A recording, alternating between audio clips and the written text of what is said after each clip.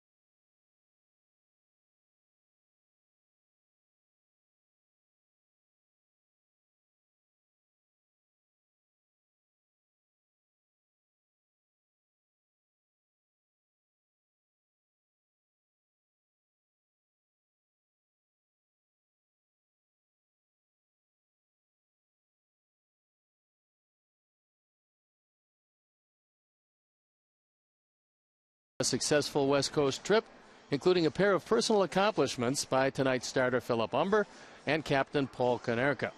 The White Sox are honoring their 2 heroes this evening with a video presentation courtesy of Jeff Chanel and his staff in the White Sox scoreboard. You got to have an ace in the hole, a little secret that nobody knows.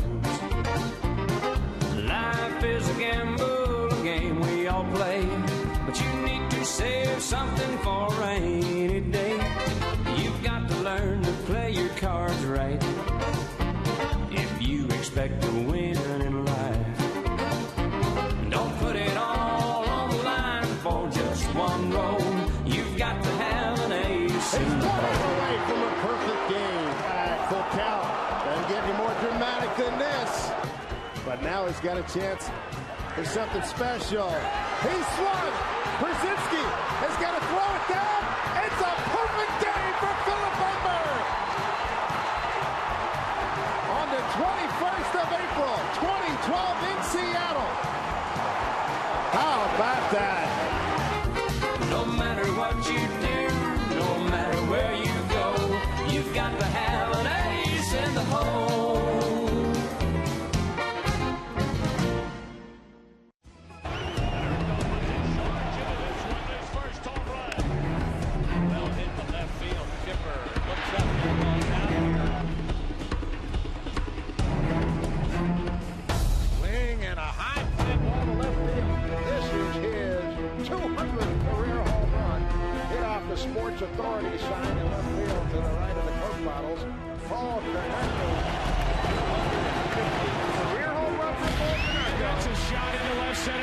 Konerko's on to do it in back-to-back nights. Paul Konerko has done it again. And the White Sox, like last night, break out on top. It's gonna go. It's a slam. Sox lead 6-4.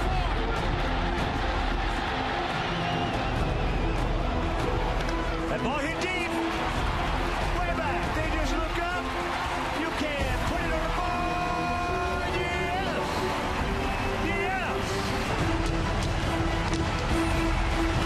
That ball hit deep way back.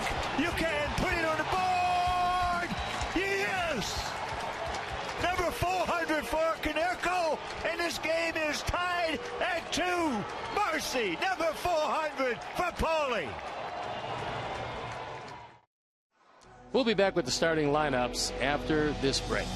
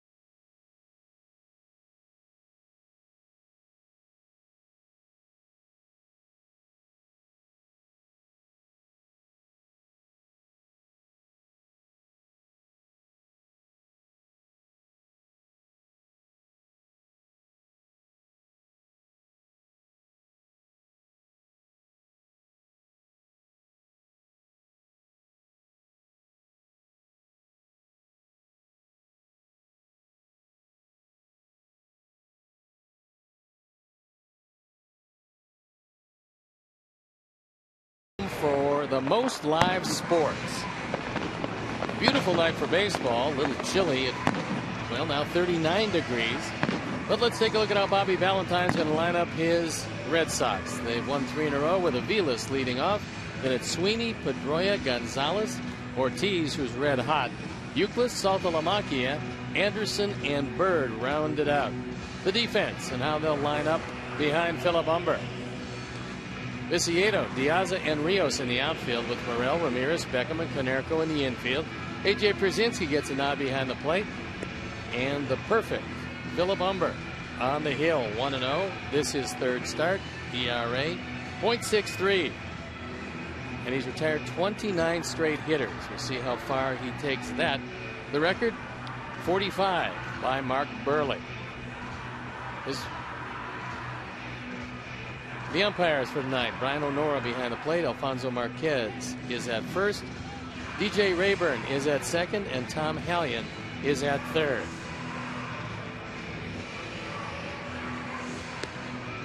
So Philip trying to win this ball game. That's the only thing on his mind right now.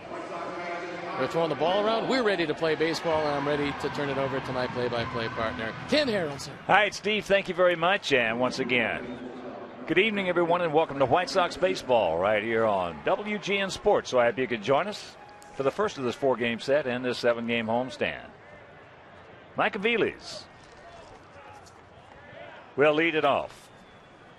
And the first pitch of the ball game from Humber is taken up high. Aviles comes in hitting at .328, 4 homers. He's driven in 13.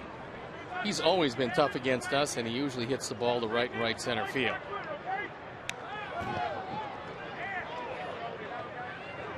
Count evens at 1. Boston comes in at 7-10, hitting .291 as a club with a 6.26 team ERA.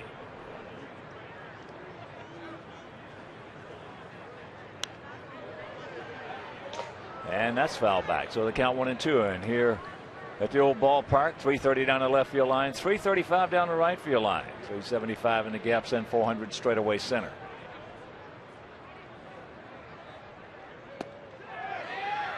Just off the corner. That one didn't miss by much. AJ wanted it, but it was indeed out of the zone. Xfinity pitch tracks shows you it's a touch outside.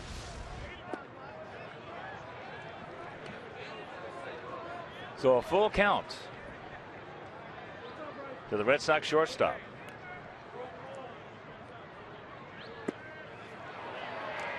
And the leadoff walk. So there goes that 29. And that'll bring up former Sox Ryan Sweeney, hitting at 382, no homers. He's driven in 7. Ryan on a 7-game hitting streak. Last year with Oakland, hit 265 with a homer and drove in 25. He came over along with Andrew Bailey. Bailey was supposed to be the closer.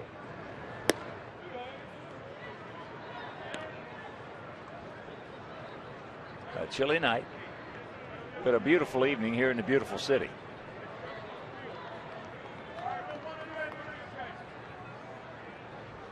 Just a decent lead by Aviles. And that pitch is fouled away. 1-1 to count. These two teams met 6 times last year, and our Sox won 4 of them. But in the last 18 games we have played Boston, our Sox have won 14 of 18. Well, this incarnation of the Red Sox has a lot of thunder in this lineup. But when Andrew Bailey went down, the bullpen has been in disarray, and they have yet to come back from it. Fouls that back. Well, and talking to some Boston people prior to the game, some of them still don't understand why Daniel Bard is not out there closing. Well, Daniel Bard, and I talked with him today, he likes the idea of being a starter, but they have a hole in their bullpen. He gone. Went down. Good moving fastball. Sweeney gave up on it. Watch the movement. AJ wants it over the inner portion of the plate, and that ball just moves away from Sweeney. He got outguessed and looks at a fastball basically down the middle.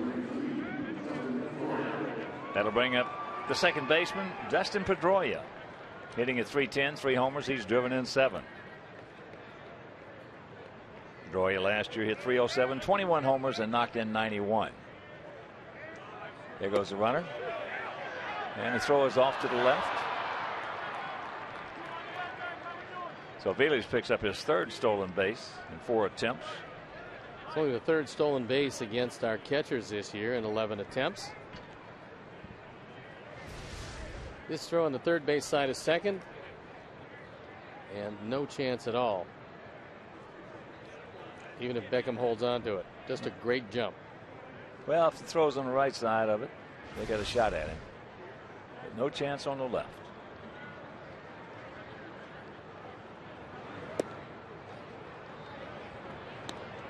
Want to know the count? Check that 1-1 to count to Pedroia. I talked with Pedroia before the game. He's normally a slow starter. I said, what do you attribute this fast start to? He said, warm weather. He said, it's been unusually warm in Boston. And he said, just hitting the ball as well as I can hit it. That's fair, and that's going to be a base hit.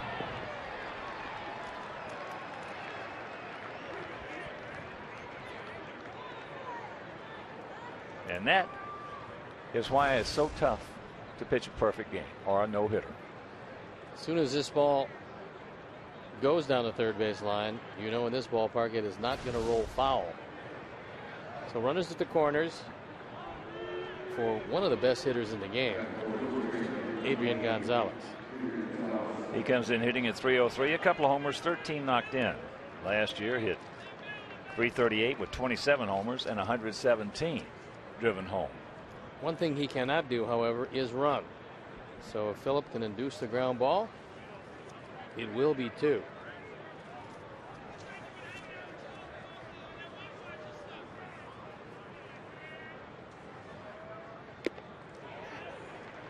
Can't get that one. Red Sox come in 4-5 on the road. They are 3-5 at Fenway. And they have a DL list that looks like a shopping list. 11 guys on it. Checks it up and takes the ball. 1-1 to count. And another action this afternoon, Seattle. Well, they got the Tigers again. They beat them 5-4. So the Mariners 10-10. Tigers now 10-9. Kansas City beat Cleveland 4-2 at Progressive Field.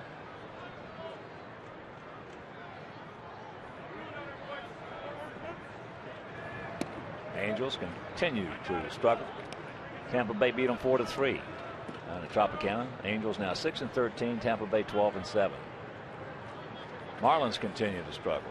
Mets beat them 3-2. Marlins now 7-11. Mets 11-8.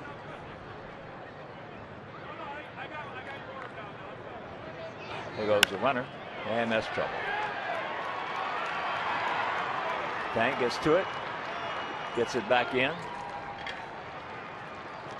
So it is 1-0 Boston. So in the top half of the first inning, he loses his consecutive hitters retired streak, his no-hitter, and a shutout.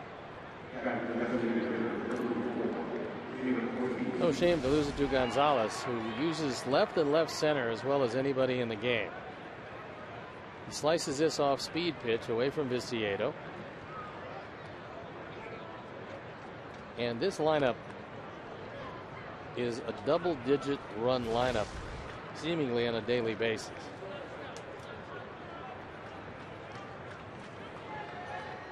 David Ortiz takes it up high.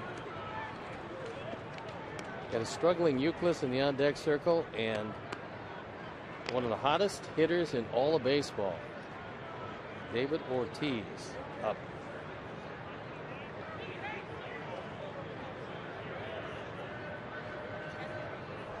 .424. 3 homers, 15 knocked in. And that's going to be a souvenir. Well, Euclid has a tie for their team lead in double plays grounded into. He's grounded into 3 of them. You've got to be very careful with Ortiz, who's off to a red hot start. And he looks like he's in the best shape he's been in a long time.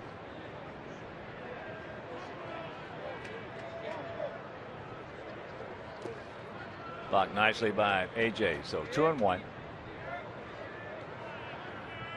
Ducks on the pond, 1 out here in the top of the first. 1-0 bad guys.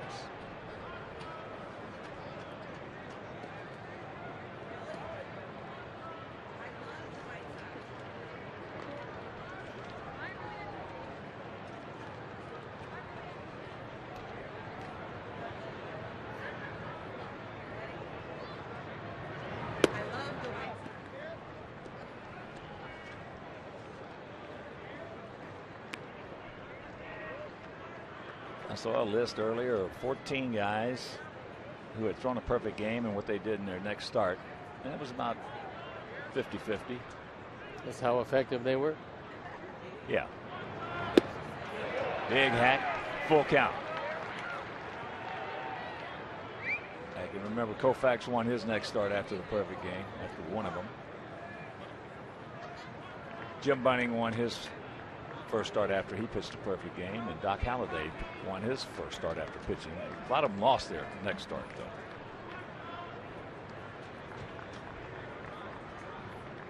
Payoff. Coming right at him. Well, the 3 you mentioned right there were 3 of the best maybe that ever pitched in the big leagues.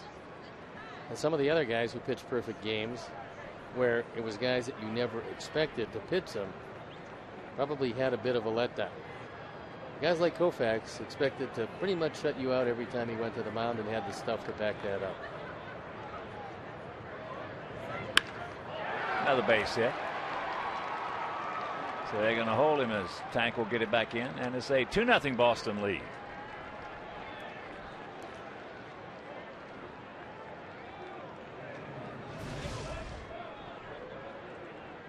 This changeup up in the zone has the whole plate. Don Cooper to the mound. And Philip Humber having struggles here against one of the best offenses in baseball.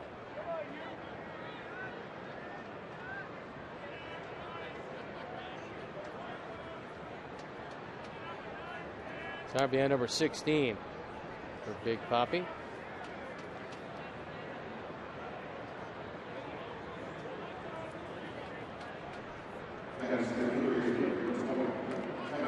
Here's Euclid. Kevin, 204, a homer. He's driven in 5 last year for the Carmines at 258, 17 homers and knocked in 80.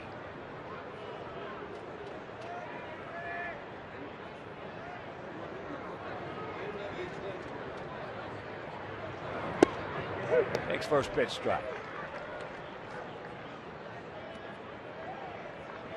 Outfield straight away, infield, halfway looking for 2.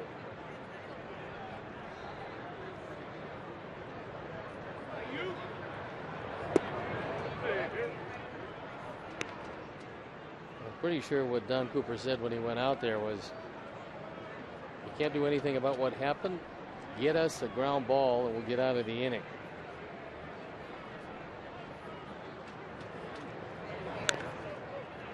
Fouls that one away. So the count 1-2.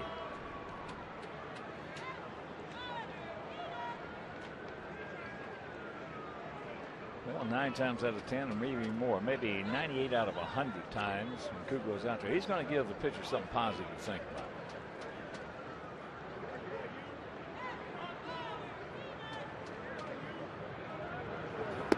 And what you just said is something positive. Yeah, I mean, there's no real benefit in talking about what happened. That's done. Has his perfect game from the last outing. So you think ahead. You think about the thought of throwing the ball down, getting the ground ball, and getting out of the inning.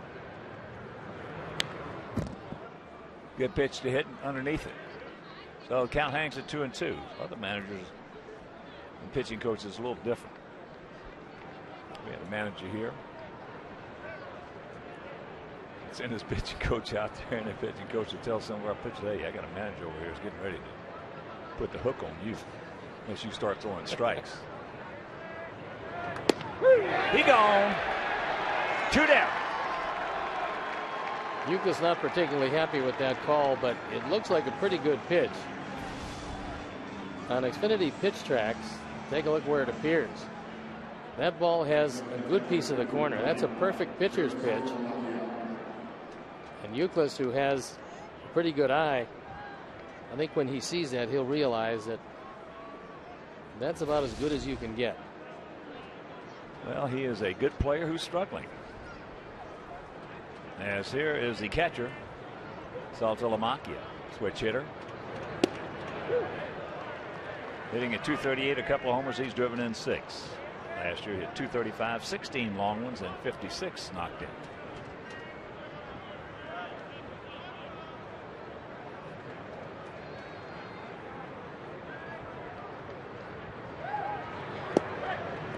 Then other times you'll have certain catchers who will come out and talk to a pitcher.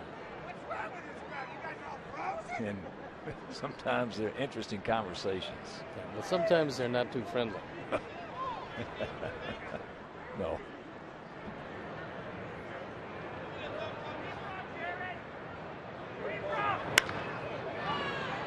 Beckham sucks it up.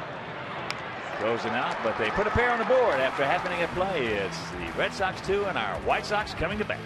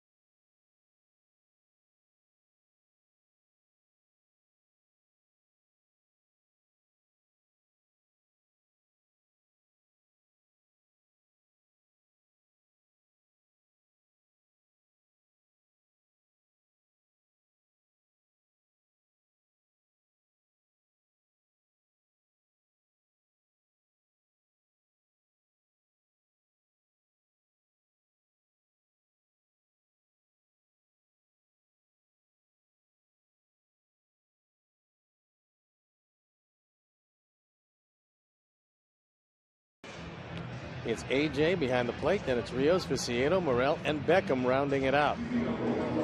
The defense and how they'll line up behind Dubron. Anderson, Bird, and Sweeney in the outfield with Euclid, Aviles, Pedroia, and Gonzalez. Saltalamacchia behind the plate. And Felix Dubron on the hill. Left-hander who tops out around 93, 94 miles an hour on that fastball. Has a better curveball than a slider. Will throw a straight change. Opponent's batting .370, which is a pretty high number. So he doesn't fall into the category of soft tossing left-hander.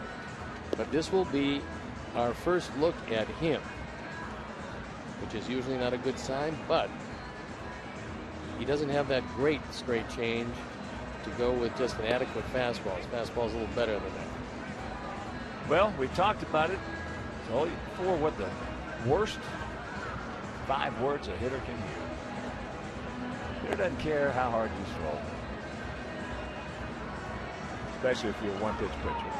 He doesn't worry that much about a great curveball because if you get it over, he's gone anyway. He doesn't worry that much about a slider. The worst 5 words that a hitter can hear is he's got a great changeup. This guy's not going to fall into the great category, and of course our hitters are hoping he gets a few up in the zone. Well, Tommy Malone fell into that category. Oh, he did indeed. And right out of the same release point, he threw an 88-mile-an-hour high fastball and moved it in and out, just mystified our hitters. Never hit 90. And before we show you our picks to click, you at home select yours. Here's Alejandro. Takes first pitch strike from the 24-year-old southpaw. Dubron. 6'2", 165 pounds. I think that's a little understated there. Yeah, he's Carabobo, Venezuela. He's flown by that. Yeah. 0-2. He started in 2005 after signing as an international free agent in 2004. Made it to the big leagues parts of the last 2 years.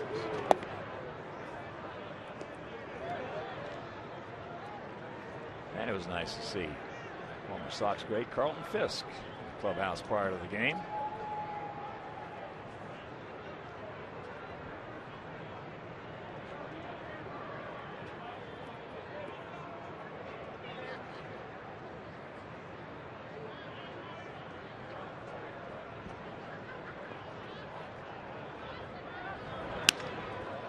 There's a Matabatacola.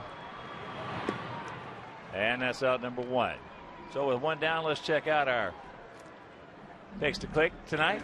Our BMW picks to click. Jim and Joe, our director crew, Beckham, Steve's going with Ramirez, and Ossifer Fletchall. Brian, Tom, Bobby, Frank, all some of our great security people here at the ballpark. We're going to go with Alex Rios. And for a limited time, get incredible lease deals for the 2011 BMW 3 Series. Visit ChicagolandBMW.com for more information.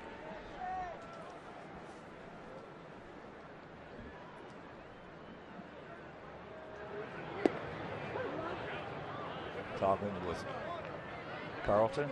Got 10 grandchildren. No, he's getting ready to have his 10th grandchild. That's productivity. Yeah, Linda, Pudge.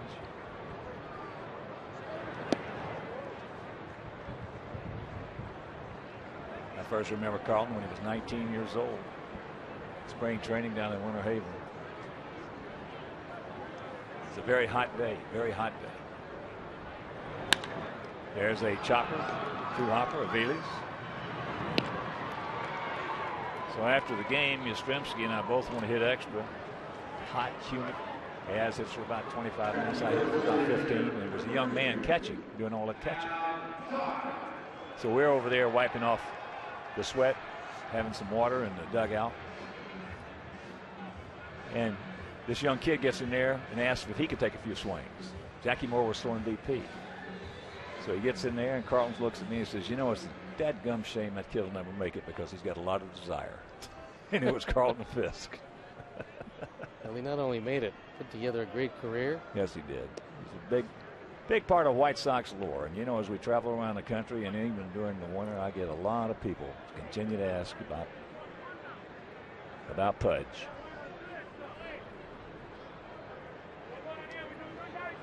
Adam with a 1-0 count.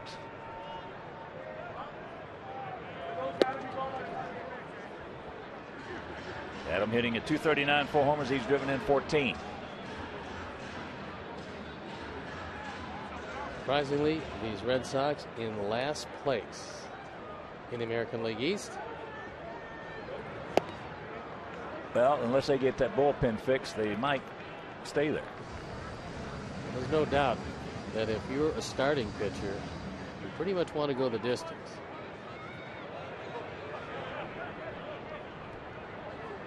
Doesn't make any difference who's managing that club. That's up high. Well, the classic illustration, if you didn't join us at the top, was Dubront, who left the game against the Yankees, winning 9-1 after 6 innings. He pitched a great game. Bullpen came in, gave up back-to-back innings where they gave up 7 runs. 14-0, they lost 15-9. And Dubront, despite a great effort, got a no decision. Full count with Konerko on deck.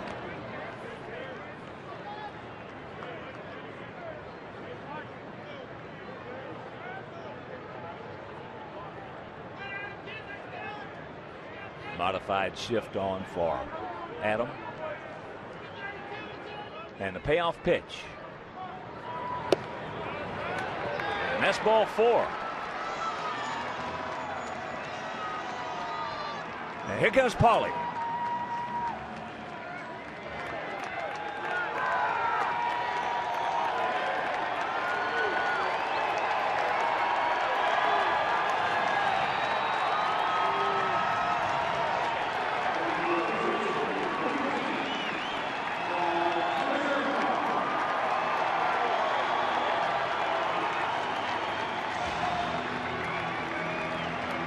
Standing ovation for Konerko, well deserved.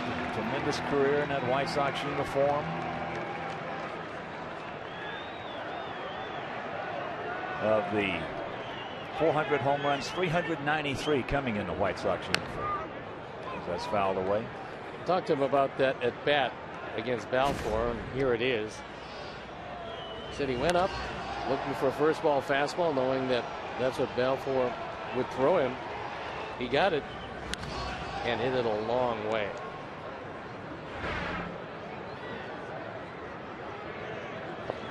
Two out, 0-1 to count. Done at first.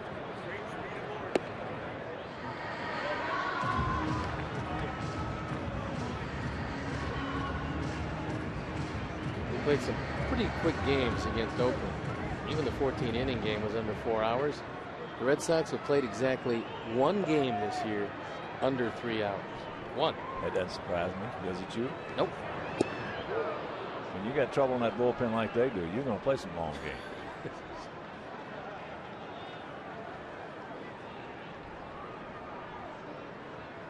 They played long games when the bullpen was good. Well, especially when they played the Yankees. Those games, the Red Sox and the Yankees play 4-hour games on a regular basis, 9 innings. Both teams take a whole lot of pitches, and both teams can really hit. That's out of play right side.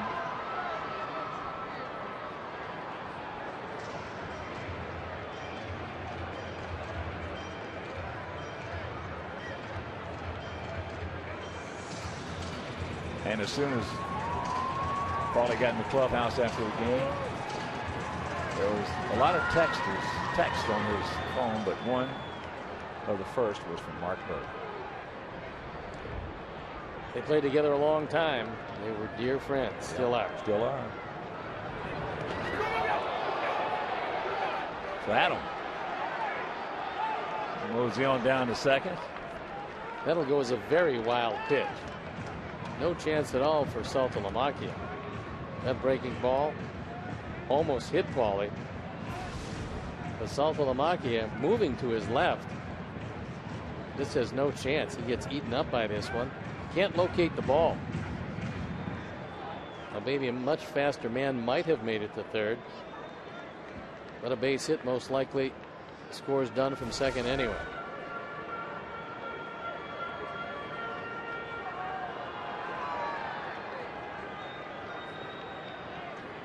Pierzynski on deck, 2 out.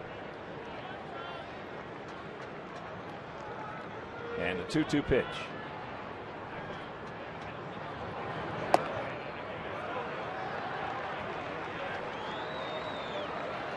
Tried to get him with a changeup, but it was down.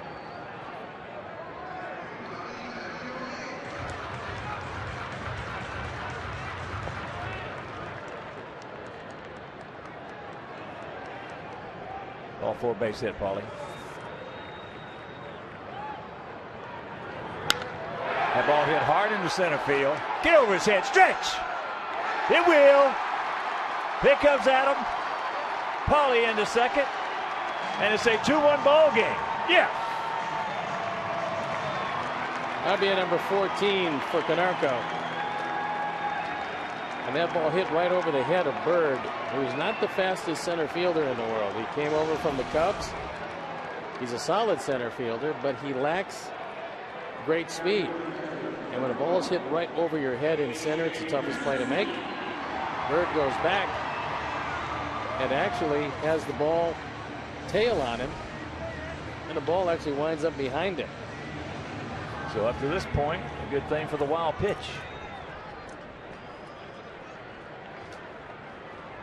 As here is AJ.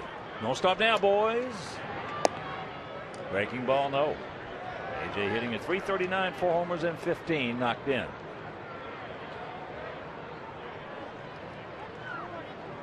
Sweeney's got a pretty decent arm in right field. Bird just adequate in center.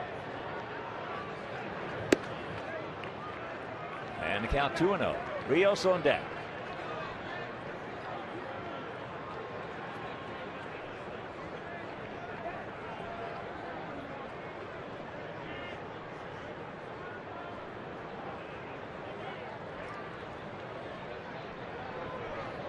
AJ with a catbird seat.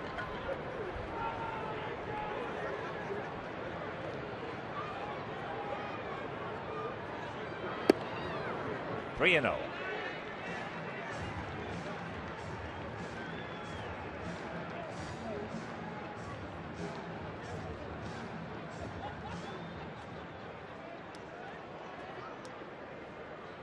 Gap out there in right center.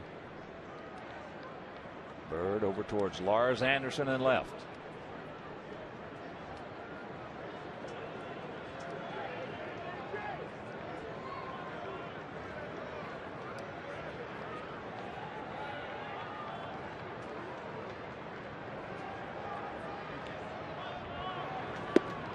There's one.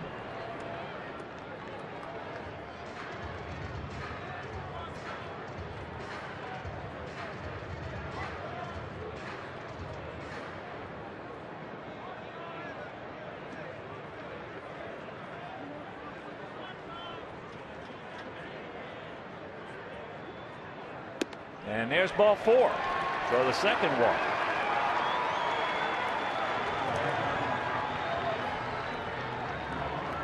DuBront has faced 3 left-handers, walked 2 of them, and the pitching coach, Bob McClure, comes out. The crafty, cunning and guile, Bob McClure. Well, I talked with him before the game about DuBront, and I said, have you taught him your pickoff move yet? He said, we're working on it. McClure had one of the best pickoff moves maybe in the history of the game. Yes, he did. Takes over for Kurt Young. McClure's been around a long time. Quality major league left-hander. He's turned into a pretty good pitching coach. Now he's trying to settle down his youngster as Brian O'Nora comes out to break it up.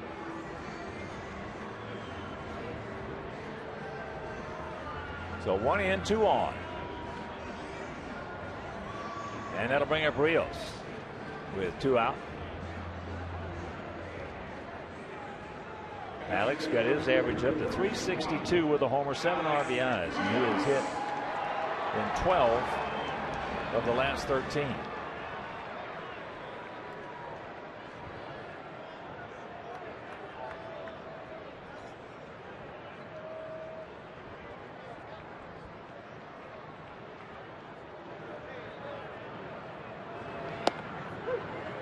Takes a strike. A little off the plate.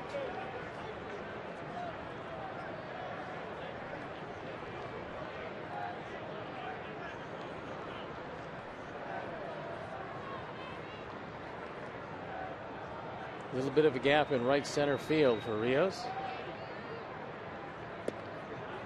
Trying to stay out there. They got the first one, didn't get that one. This is way outside, so the count evens at 1.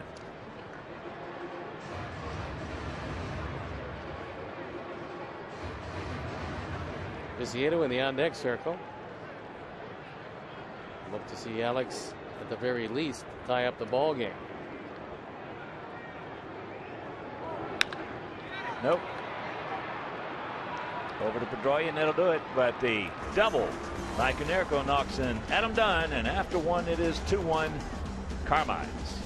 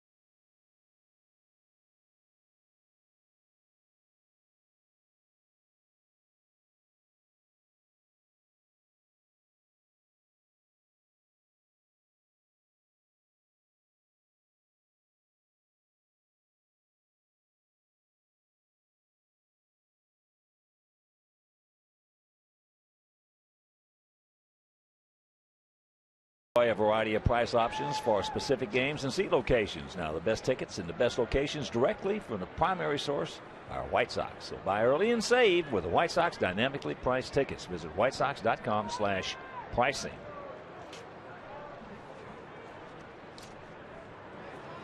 Anderson came up out of the Boston Red Sox organization.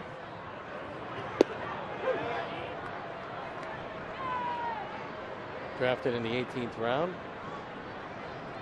Was up the last couple of years, but for brief stays. Led the organization last year in the minor leagues in walks. 1-1 to count. He's been in the plate 1 time. He has 1 hit.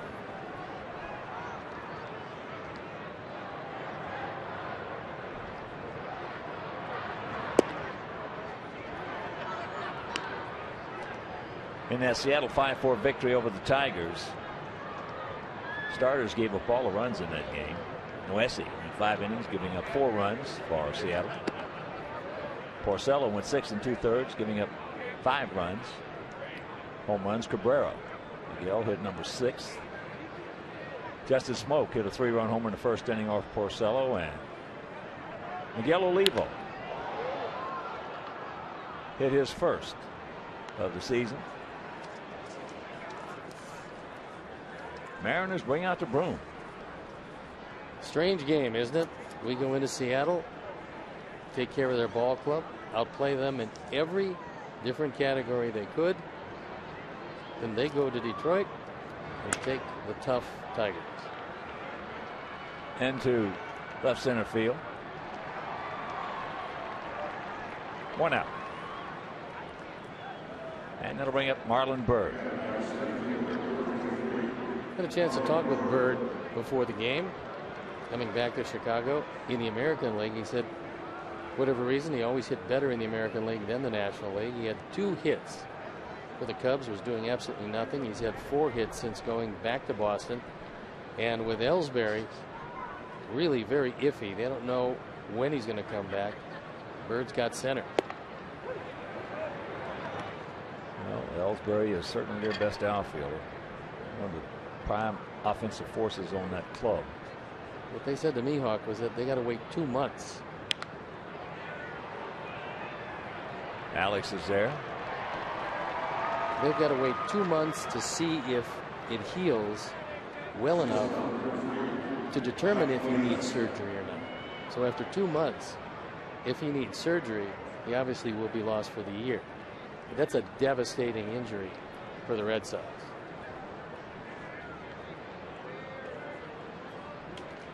He is their base stealer.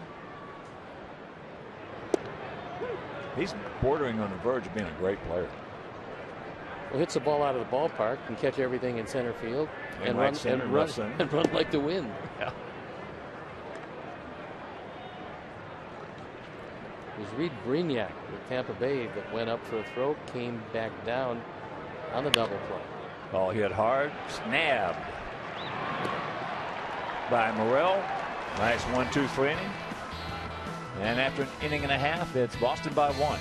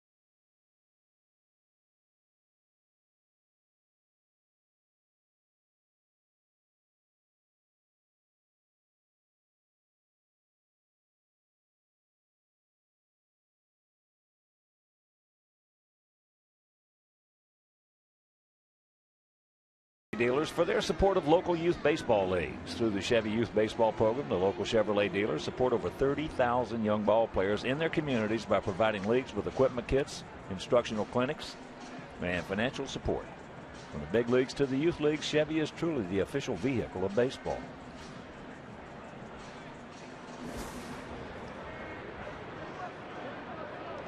Viciedo, Morel, and Beckham to face Felix Dubon.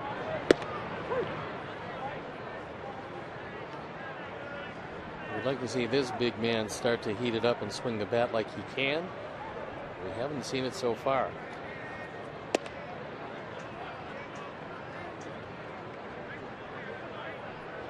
Well, you mentioned about Pedroia being a slow starter.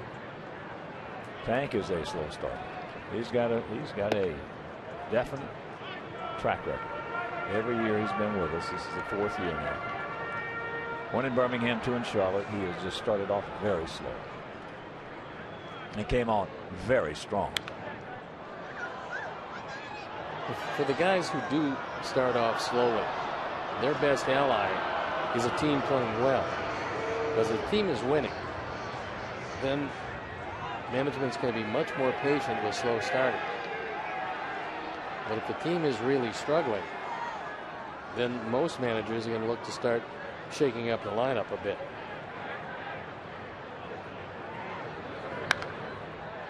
And that's out of play. So look at this Boston DL list. Wow. Bobby Jinks, 60 day. John Lackey, 60 day. Andrew Bailey, 60 day. Chris Carpenter, 60 day. Ryan Kalish, 60 day. Ellsbury, probably 60 day. Yep. There's a little muscle and a little duck snort. No. Nice catch by Michael Vilas.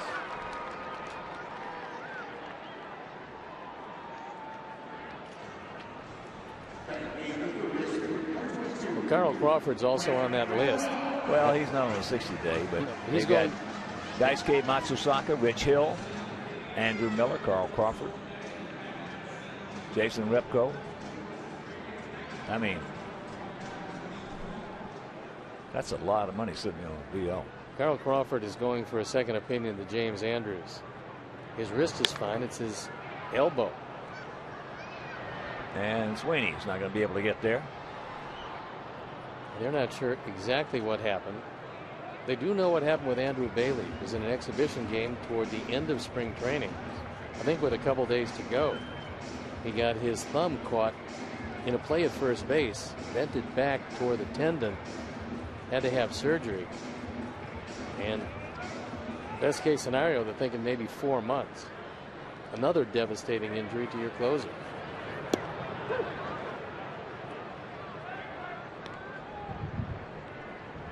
Going to the count to Brent. Morrell hitting at 177.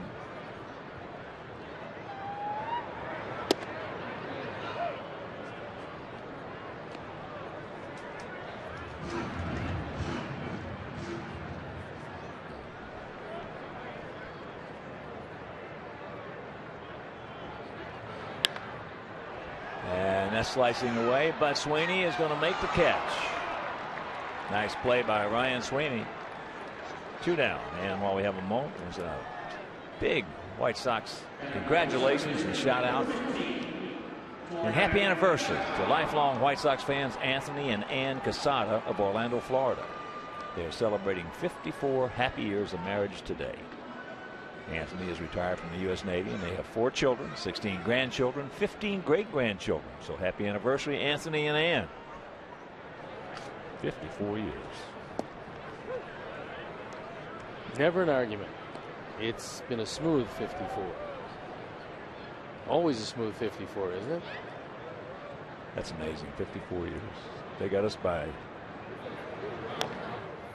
They got Eris and I by 15. For me to get there, I'd probably have to be married 50 times. So believe me when I tell you, I believe that. After getting to know you well, I believe that. I'm not sure that that's going to happen anytime soon. I want to tell you, that is the truth.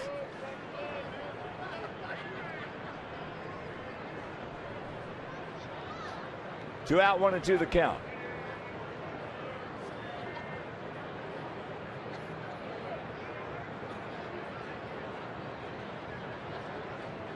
Anybody that would marry one of the best divorce attorneys in Phoenix. Well, yep. I've seen Old Yeller 1,000 times, and you know what? The dog dies at the end of the movie. Still dies.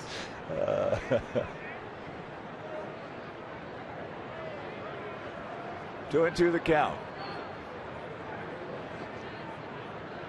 Come on, Gordon. Get one for Sully.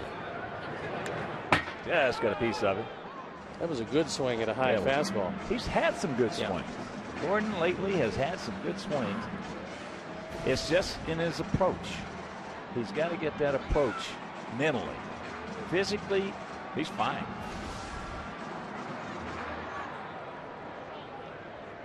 Well, a couple of hard hit base hits. That's probably all it's going to take to shake him out of it. Got him. 1, 2, 3 inning. And after 2, it's 2-1 Boston.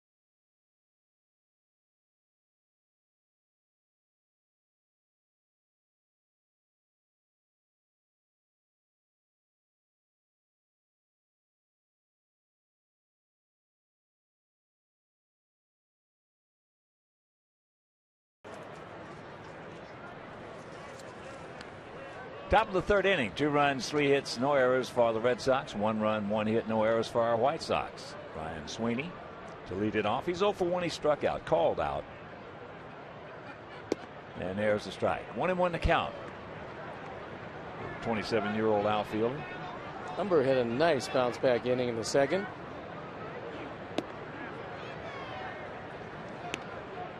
Outfield swung around to the left. Gap out there in right center.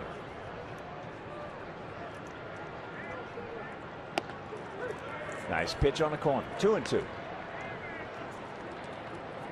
That's the kind of pitch where if you're around the plate, you get the call. If you're all over the place, you're not going to get that.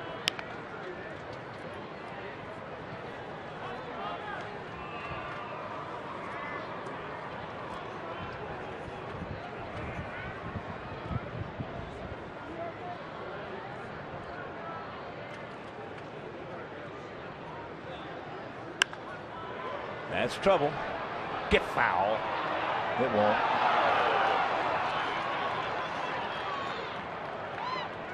So he starts it off with the double. Just fair. And the problem is when Sweeney gets on, then you get all of the thunder coming up behind him as Umber gets that ball up. He wanted it low and away, couldn't get it there. And Sweeney with this ball slicing, just fair. Right on the chalk.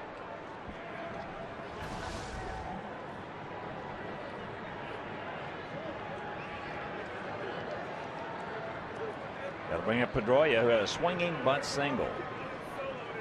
Right down the third base line, and he scored.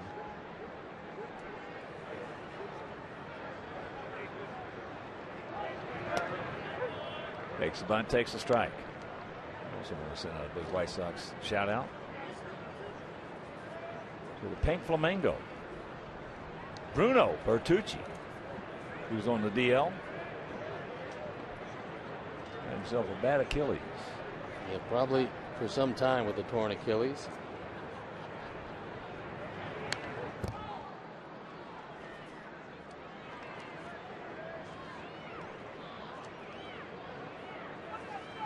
Oh, 2 the count to the former MVP. His Boston team came in second in the league in hitting with an overall team batting average of .291. Reason why they're in last place? They've got the worst pitching in the league. Yet the defense is third. So that's kind of an aberration. Again, it goes back to the bullpen. You're only as good as your bullpen in this game today. Well, they're on their third closer. Game plan was Andrew Bailey to close and Mark Melanson to set up. Then Bailey went down. Melanson started to close and kept giving up home run after home run. They sent him down. Line drive. So 1 out. Kid not get him over. And here's Gonzalez. He doubled down into the left field corner. Not like Sweeney. Gonzalez uses left field a lot. That was his 14th run batted in. And Aviles, who'd drawn the leadoff walk in the first inning, came home to score the first run. Also, that was his 5th double.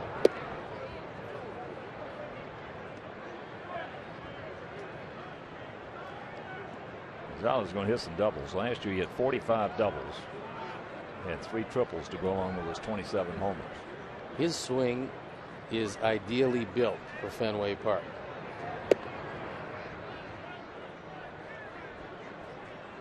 Because he's always had big power to left center field. Now this swing, the reason it's really ideally built for Fenway Park is especially against left-handed pitching.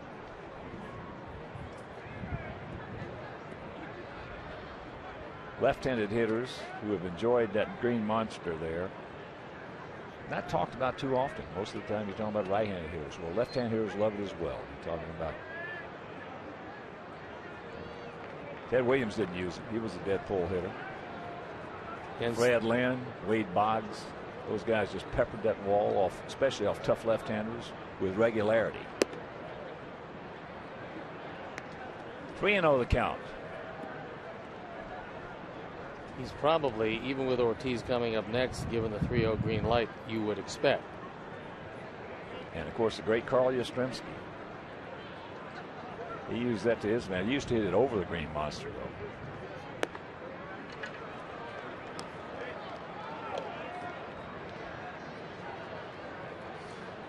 So 2 on, 1 out, and that'll bring up Ortiz with a sharp single and an RBI in the first inning.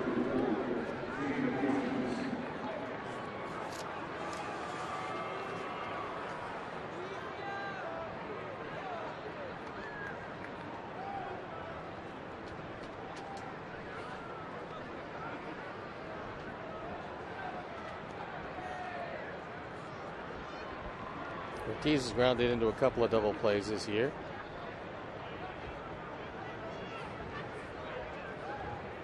Gap out there in right center. Breaking ball high.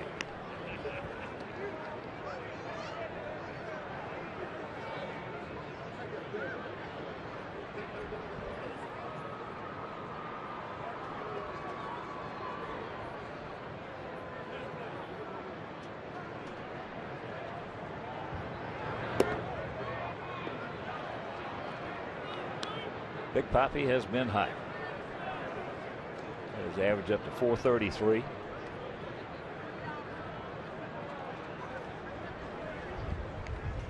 Wasn't too long ago when most people thought it was over for him. Bad knees, couldn't get the bat around. He found a way to get it around. Well, you said it earlier. He looks like he's in the best shape he's been in a while. And you certainly have to do that if you're, one, a big man, two, getting older in the game, even if you're a DH. Well, the Red Sox, their hitting is not the issue. They lead the major leagues with 73 extra base hits already. And the count 3-1. Youkilis on deck.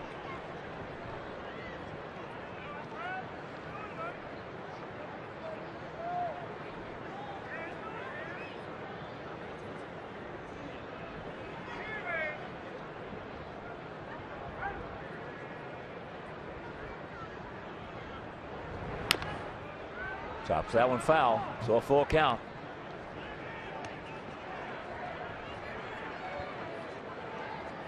Ortiz knew he got a pretty good pitch to hit and didn't do anything with it, so he's just shaking his head.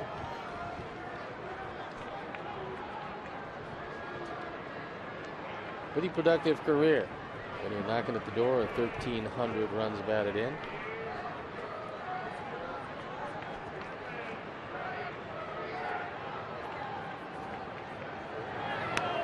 Just got a piece of that. Well, you know, the two leagues are different because of the DH. If you've got a good hitting ball club in the National League, it's easier for that offense to be more accountable, so to speak, for a divisional title than it is in the American League. It's hard to hit enough to win a divisional title in the American League. Well, you got because everybody's got the DH. I was gonna say, you got so many teams that can hit with you. That's right.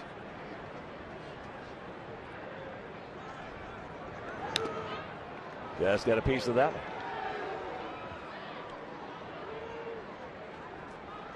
Very few lineups these days are deep enough to absorb some devastating injuries to key players. Look at Philadelphia, a terrific baseball team. Ryan Howard down, Chase Utley down. Suddenly Philadelphia having all kinds of problems scoring runs, and they've got excellent pitching.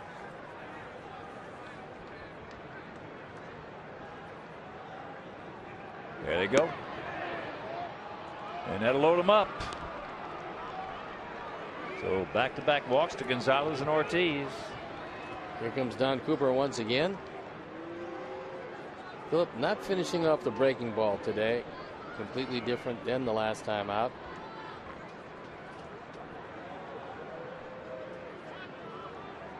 It is a very cold night here. 39 degrees at game time. Phillip blowing into his hand. Try to get some feeling. Flag blowing out toward right center field.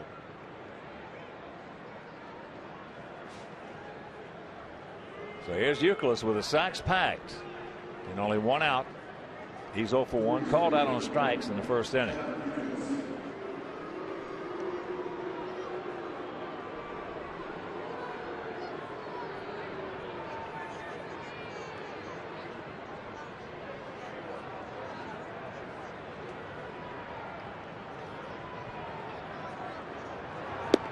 Yes, he did. And Alfonso Marquez says he did. That swing was your classic example, Mark, of what you talk about of being in between when you're in a slump. That's Uke. That's where you get, and he will come out of it because he's such a good hitter. That ball hit deep into right field. Stay in here. And it won't. It's a grand slam, and it is 6-1 Boston.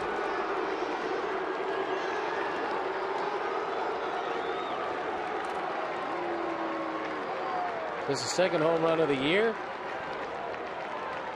He now has 9 runs batted in. And the man immersed in a terrible slump gives Boston a 5-run lead. With a double and 2 walks, score ahead of him. And Youkilis goes the opposite way on a fastball and rides it out of here. That swing right there. Oh, that swing, John Walton.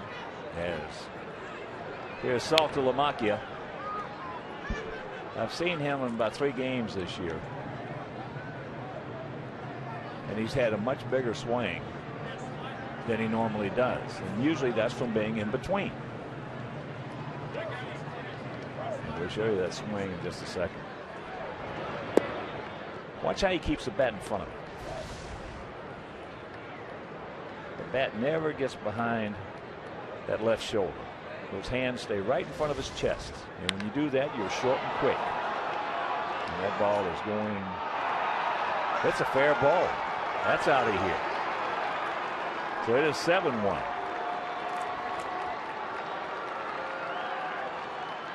Third home run of the year for Saltalamacchia. 7 driven in. And Phillip is taking a pasting. Yeah, well, he's walked 3 guys, all 3 of them scored. And with everything that's happened to him since that perfect game. Change up and down the middle of the plate.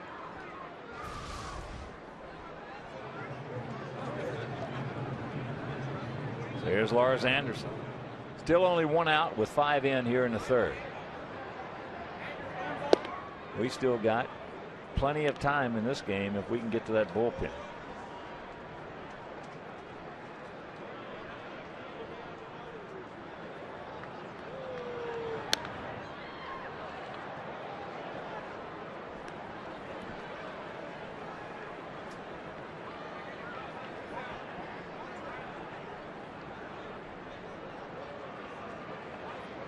A lot of pitches with just 1 out here in the third inning. 74th. There's nice timing play right there by Beckham. So Anderson is retired on a good play by Gordon. 2 down.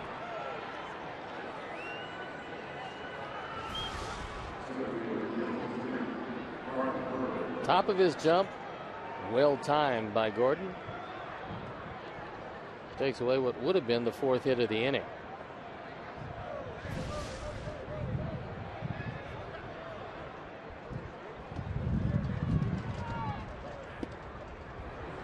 Takes ball 1.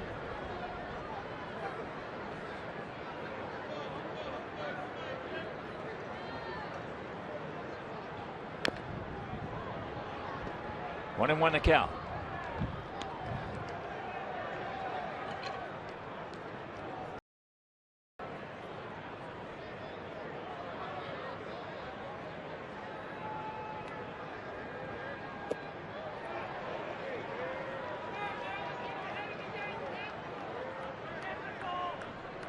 That last pitch was one of the better breaking balls that Umber has thrown tonight.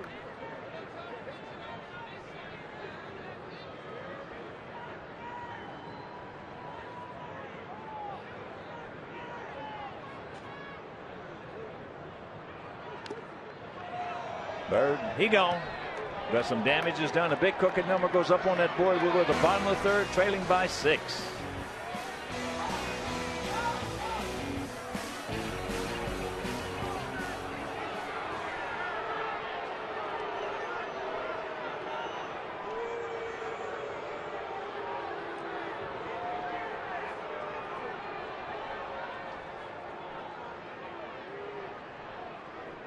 AJ tried to convince him that he caught that ball. It was tipped. And eventually, Brian Onora and his crew said it did hit the ground, so the inning stays alive. There you can see it clearly hit the ground. AJ, of course, doing his best, but to no avail. And it's moot. He gone. We still trail by 6.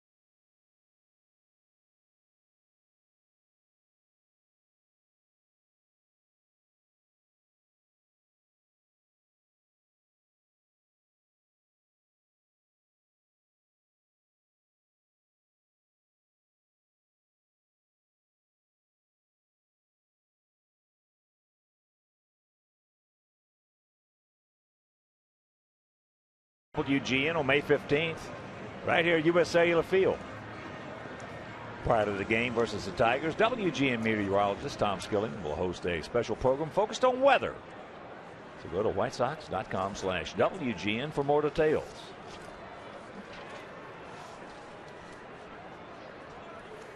Top of the order for us here in the bottom of the third. We trail it 7-1. They scored 2 in the first, 5 in the top half of this frame. Man slam home run by Kevin Youkilis, backed up by a solo shot. Salta Lamacchia.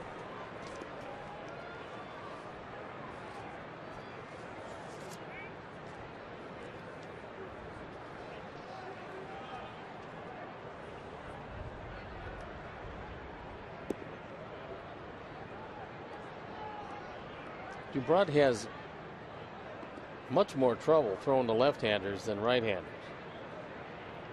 He does not have the release point to get the ball inside on him, and he walked Dunn and Pierzynski in that first inning. We don't have to get them all back in one time. We got 21 outs left.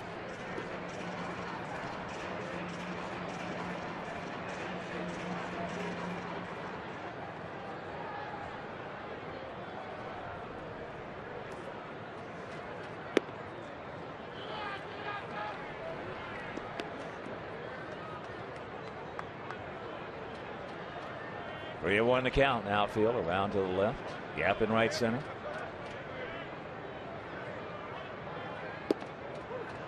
There's the strike. So it's full.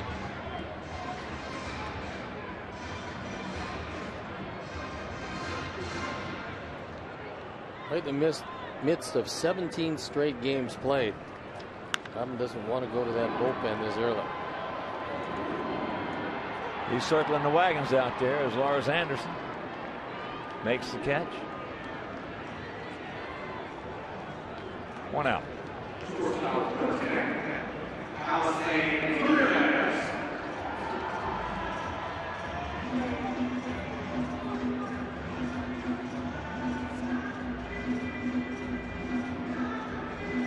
Here's Alexei. He grounded out to his counterpart.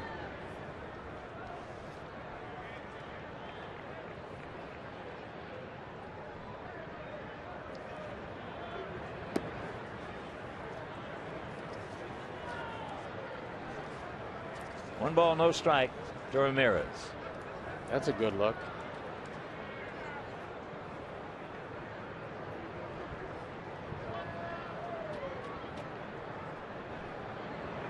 I didn't see that. What was that look? Good look. Well, it was a hat And a head of many colors. With the hat on the head. yes. Oh, okay. Oh, I was referring to the hat.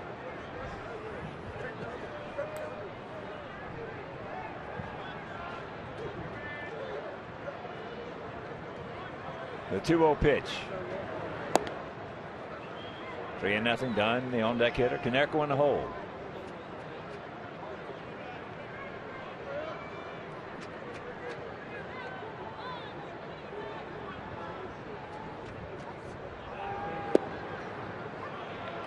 So the third walk issued by Dubon. He's in the process of piling up a whole lot of pitches early in this game.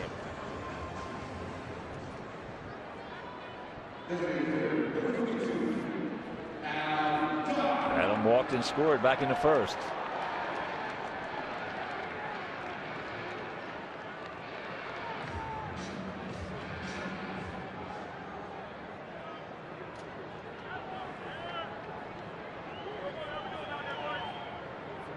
Limited slate of action around the big leagues today.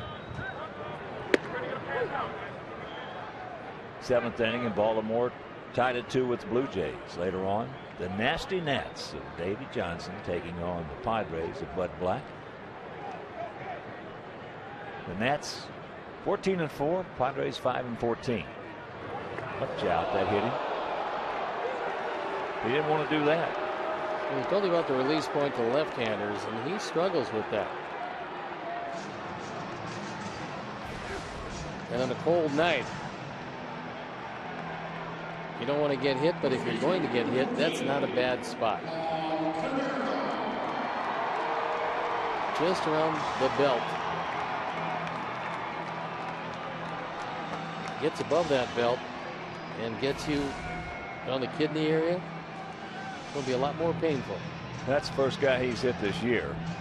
And that'll bring up Pauly.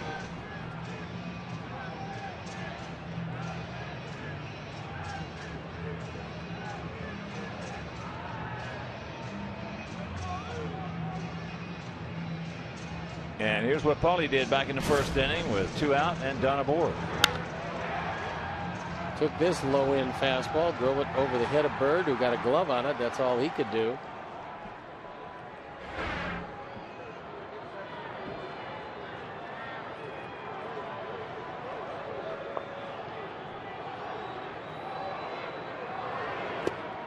Big hack. It's one of the better straight changes Dubront has thrown tonight.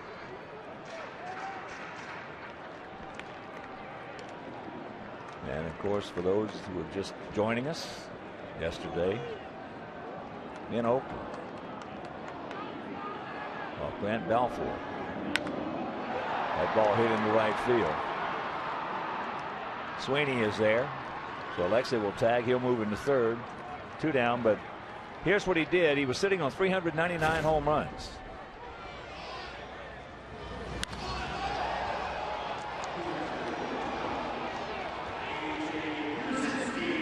Came in the 9th inning of a 2-1 game. That extended it. Then we had an opportunity up 2 in the 14th, only to see the Athletics come back with 3. Well, in the history of this storied franchise, there have only been 4 players wearing a White Sox uniform that hit 400 or more home runs. The big hurt Frank Thomas. Jim Thome hit number 500 in a White Sox uniform. Andrew Jones hit number 400, and yesterday, Canerco. AJ takes ball 1.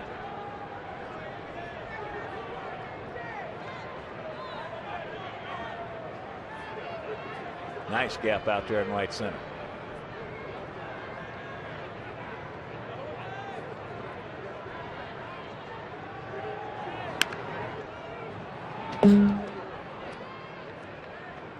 Count evens at 1. First of 4 tomorrow night. Johnny Danks against Daniel Bard, 26-year-old hard-throwing right-hander. On Saturday, Jake Peavy, who has just been awesome this year, against John Lester, their fine left-hander. In the finale of this series, Gavin Floyd against Josh Beckett. So make your plans to be with us here at the ballpark. If you can't, that game tomorrow night will be over WCIU. On Saturday, it'll be on Comcast Sportsnet, and on Sunday, Comcast Sportsnet. AJ's looking for a fastball. He probably should be looking for it inside. That's usually where Brunt wants it, on lefties. Down front, and that's going to be out of play. He got it inside. It was up and in.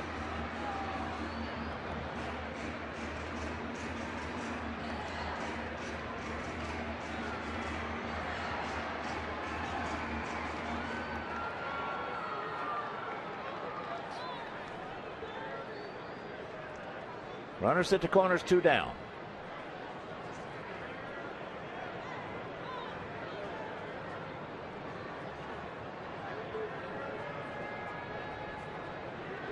And the 2-2 pitch. There's a base hit. Attaboy, AJ. That'll score 1. Let's just do a little hen pecking here. A little peck there, a little peck there. That's it. If we can get to that bullpen. 16 driven in for AJ. He leads the ball club in that department as he gets a fastball pretty much in the middle of the plate. Takes it through the left side. And it cuts the deficit to 5. Don't stop now, boys. Alex hit into a 6-4 fielder's choice. Once again, a walk comes home to score. Well, there have been 6 walks in this game, and 5 of them have scored.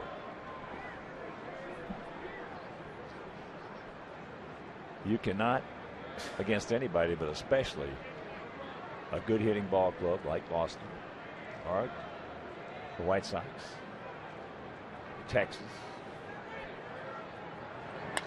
That's out of play. Any major league team, you start putting guys on base, you're going to get hurt.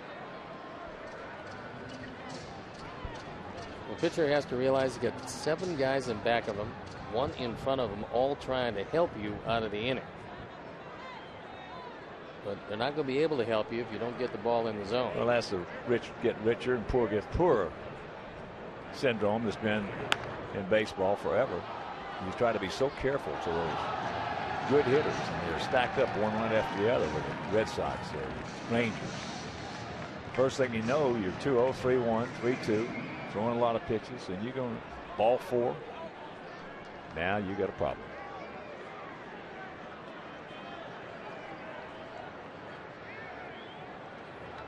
Good 2-strike hitter right here, Alex. Brunt in no hurry this inning. Apparently he likes the cold weather.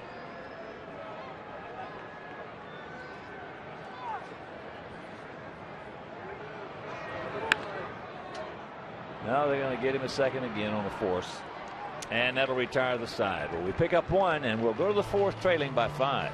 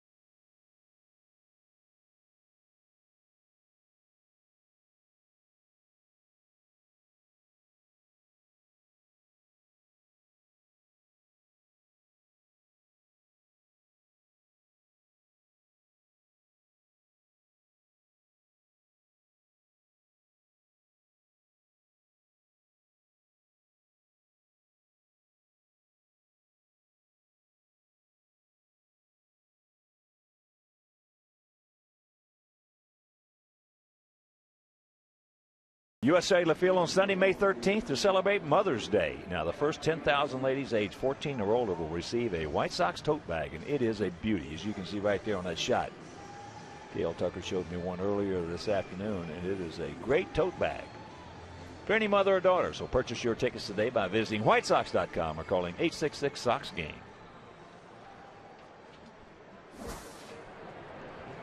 We got to hold them right here. They lead it 7-2.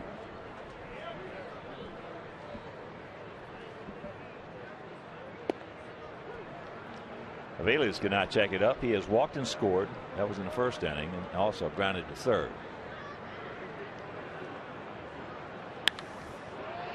The ball hit hard, but we got a man there. Mike Aviles always hit the ball well against us. Doesn't matter what uniform he's wearing. When he was with Kansas City, whether he was going good or going badly, he just hit line drives. Well, I guess that's a couple of years ago before they got Hosmer and the crew over there. Outside of Billy Butler, he was the biggest threat on the ball club against us.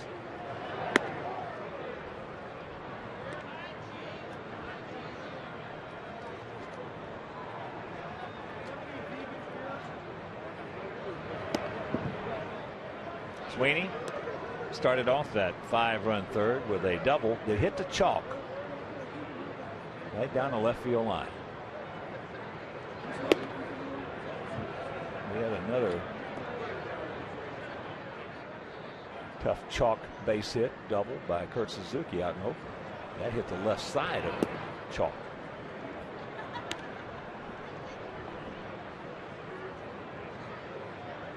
Sox coming back off that road trip, that 6-gamer, 4-2.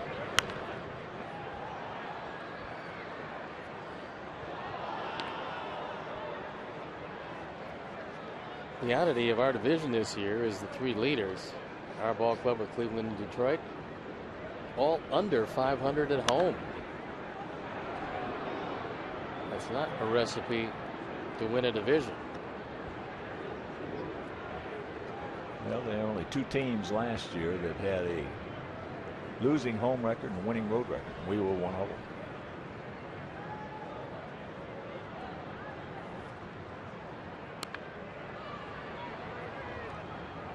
Count hangs 3-2.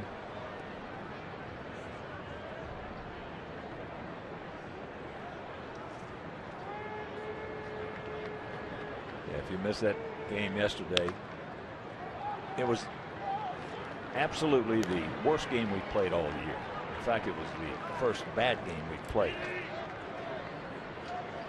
It's still but we still could have won. Trying to give it away all game long with terrible execution, both offensively and defensively. Still had the 2-run lead in the 14th. And they came back with 3. I was talking to some of the Boston people prior to the game about Yoenis Cespedes. They were asking me about him, and I said, he's the real deal. He can run, he can throw. He's got a live bat. The 0-1 pitch to Pedroia. Well, there's a lot of teams that wanted him, but they wanted him for anywhere from 5 to 7 years. And the reason why he went to Oakland was that they would sign him for 4. Alexei's got him. No, Paulie's got him. And that'll retire the side. 1-2-3. We'll go to the bottom of the 4th. 7-2 bad guys.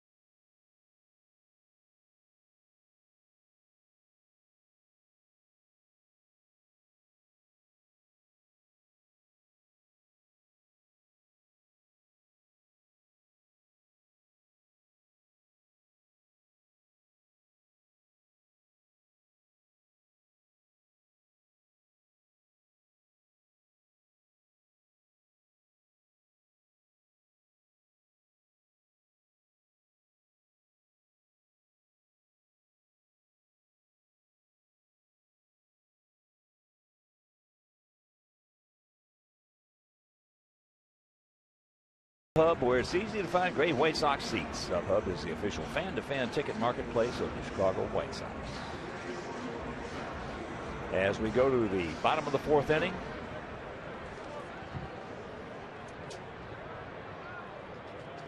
seven, 6-0 for them, 2-2-0 for us. Sox want to make Dubron work this inning. He's at the 67 pitch mark.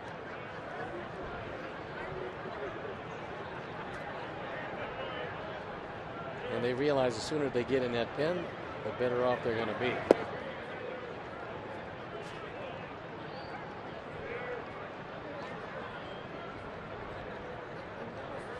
Viciedo. That ball here way back. They just look up. You can put it on the board. Yes. Yes. And it's a 7-3 ball game. Mercy. 3 home runs, 3 runs batted in. And Leanne Viciedo shows you that he also sports a very lively bat. Got around on a fastball right down the middle and lost it. Well, there's not a livelier bat. The two liveliest bats in this league are Viciedo and Cespedes. There's the 4th drive of the game. And that got out of here in a hurry. Well, we talked about it yesterday. They have very similar swings. They're both infinitely strong. As that ball hit hard, but right at Marlon Byrd. So that's a hang with him for Brent, who is now 0 for 2. The only difference is Cespedes is 26, and Tank just turned 23. So he's got a little more experience than Viciedo does. That guy right there got a chance to be a monster in this game. Jackson Miranda. Terrific guy. He's one of the guys who helps all the Latins on the club out. Dan Viciedo is a terrific guy. Always has a smile on his face. Looks like he really enjoys every aspect of this game every day. And why not? True. Why not? From where he started to where he is now. But he's just scratching the surface. Well, as we talked about, he got a chance to be a monster.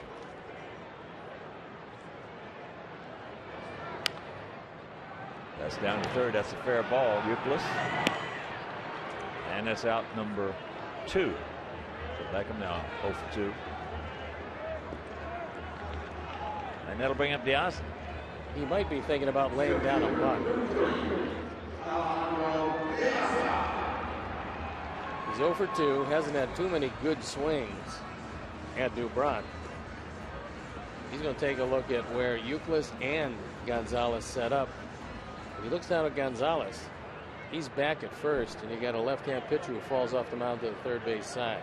Perfect for a drag bunt.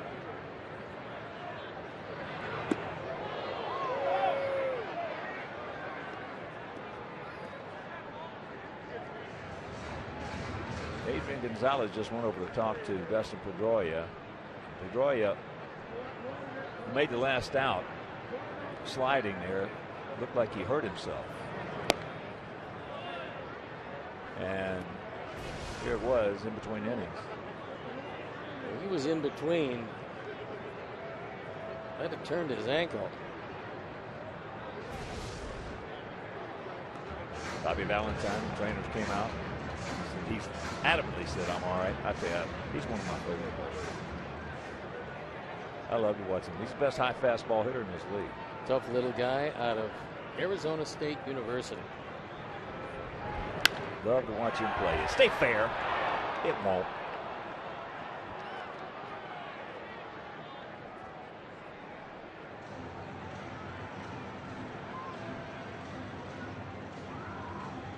So 2 out, 2-1 to count.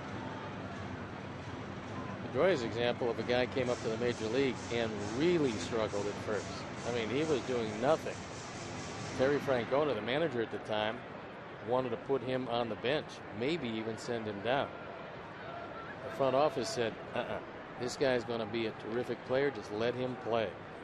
turned into an MVP. Takes the bunt, takes the ball, and the count 3-1. And, of course, with that home run by Viciedo, the Alex Nelius family will donate $100 to White Sox charities for every Sox homer hit throughout the course of the season. That is number 21, so $2,100 donated by Alex Nelius in loving memory of Ursa. That ball hit hard. Nobody's going to get that one. He's making the turn. Yazzo on his way. He will get there with his 5th two-bagger. Don't stop now, boys.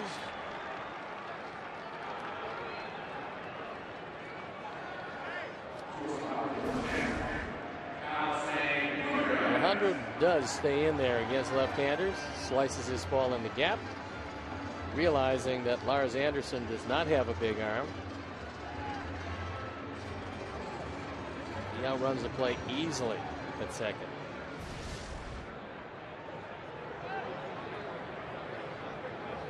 Alexei is grounded to short, walked and scored.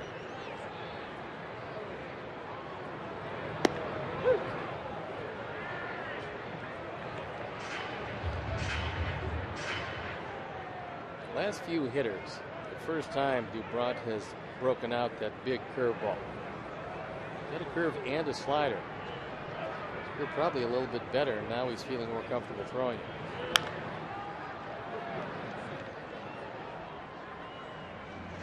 Alexei looking for it, got it just a little too quick.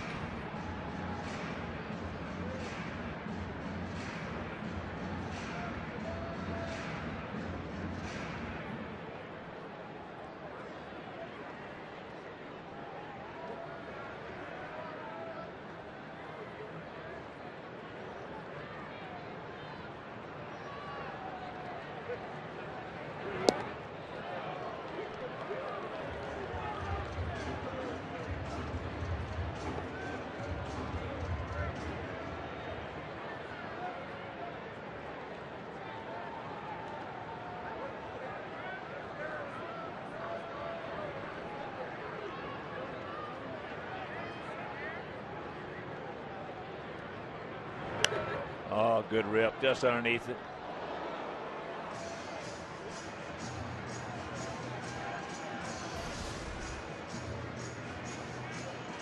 Threw a high fastball. He doesn't miss many high fastballs. He's up in the box, has quick hands. It was kind of an awkward swing as the bat got away from him.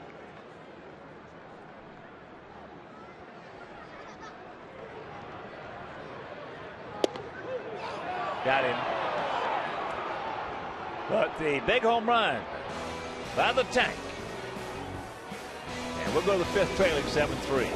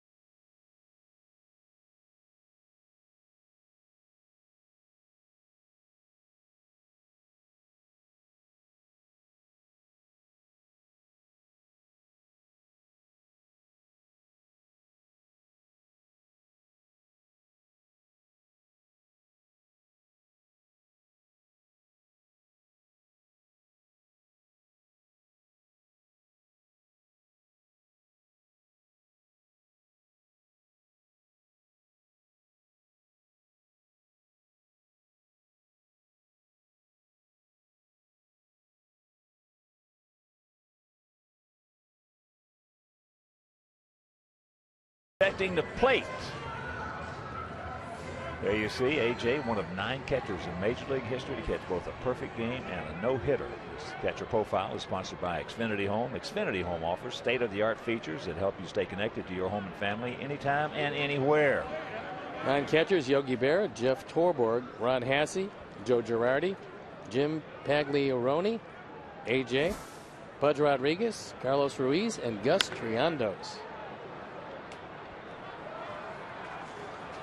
The 5th inning is brought to you by Fifth Third Bank, member FDIC. Adrian Gonzalez fouls the first pitch off. He has doubled in a run in first, walked and scored in the third. 7-3 bad guys here in the top of the 5th inning.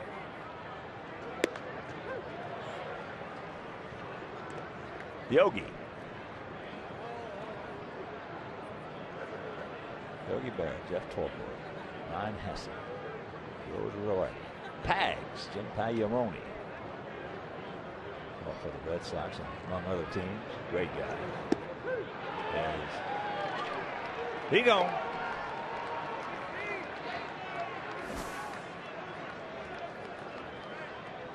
Pretty good names on that list. Gus Triandos. I would love to have seen a race between Gus and Paulie. That would have been, I'd have paid to see that. Throw Mike LaValliere in there, Spanky. Well, he ran hard though. Oh, those little legs of his, I'm going a mile a minute. He's like the duck on the pond, man. He just didn't get there quickly, but he ran hard. I used to love to watch Spanky run. 0-1 to count to Ortiz. Big rip. A big poppy. Man wants to send out a big White Sox shout out. A couple of great friends down in Orlando watching in. Brenda Heaston and Mario Ferrari.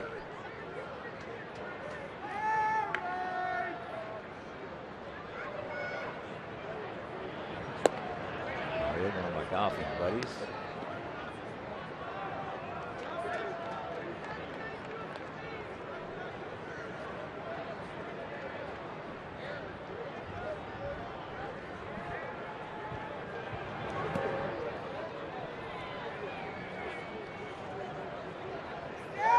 Two and two. Humber is about ready to reach the century mark in pitches. He just has one out here in the 5th inning. So it's been a tough ball game for him.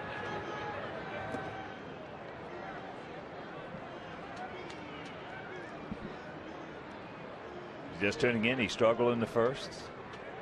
Came in obviously with at least 27, but it happened to be 29 consecutive hitters retired. Lost that on the first hitter when he walked. That's high in the center field. That's a can of corn. 2 down. Gave up 2 in the first and 5 in the third.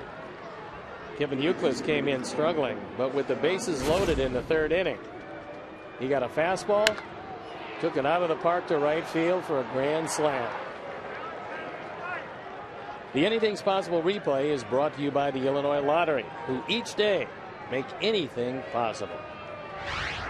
Well, as we were talking about just before he hit that grand slam, he's such a good hitter. He's going to come out of it. It's just the approach. Most of the time, the majority of the time, when a guy's struggling, they go to mechanics. And in all the parts of 7 decades in this game, it should be just the opposite. Instead of going to mechanics, you should go to the mental approach. Especially when you have a lot of success to fall back on. If you've never done it before, it's one thing. But Youkilis has been a quality hitter for a long time. Well, that's one thing I like about what the White Sox have done. There's a shot on him. There's a lot of guys going to hit that ball hard. He's lucky that one stayed in the yard.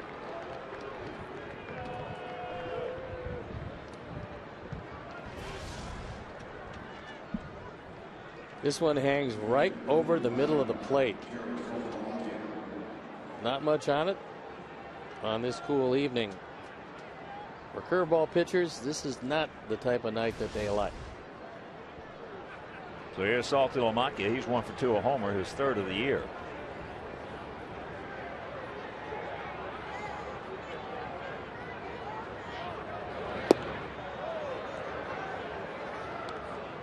Yeah, but when you've got the White Sox have implemented a philosophy now. When they go out and sign an offensive player, young offensive player at a high school or college, he comes here. They allow him to fail. They allow him to go ahead and do what he's been doing. Or obviously they wouldn't have signed him. They like what he was doing. They let him do that. Now if he starts to fail, then they'll come in and start helping him. Whereas a lot of teams, as soon as they sign somebody, they've got these people coming right over to him and say, well, this is how you got to do it here. You got to do it this way. Maybe you change your swing just a little bit. Put your hands a little further back, a little higher, a little lower, whatever it may be.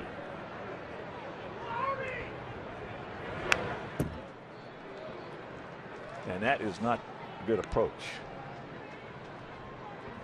The first time tonight, the bullpen up and going, and it's Will Oman, who threw a successful inning in yesterday's game. And next inning, we're going to talk about some of our minor leaguers down there. We were just talking about young guys, young prospects. The 0-2. Checks it up. Josh Fegley down at Charlotte. Hitting three. He's a catcher and a good one. Hitting 361. Jordan Banks hitting 267. Greg Golson, who Kenny picked up, is hitting 310. Well, that ball is hit deep.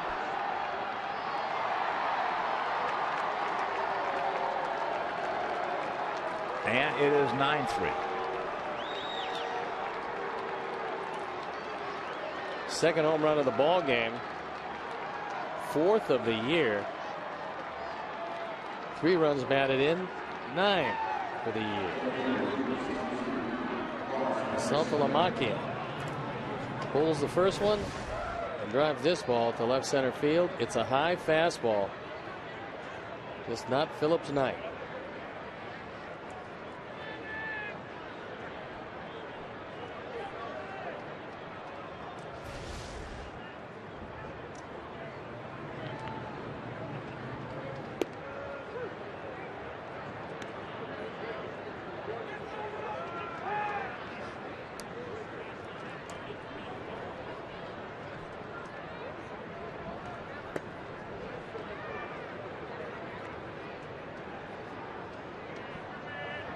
Nine, 8-0 for them, 3-4-0 for us, and we got plenty of time.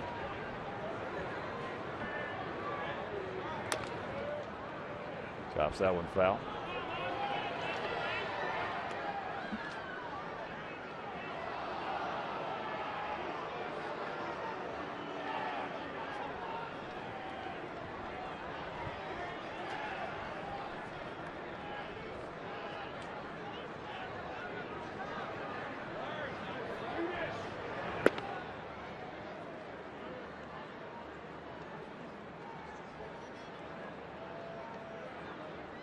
Two, 2-2. And that curveball is fouled away. We're talking about some of the guys. We've got Dan Johnson hitting down there at 286. Dallas McPherson at 283. Ryan Bruni is pitching well. 7 appearances of 1.80. He had a pretty good spring.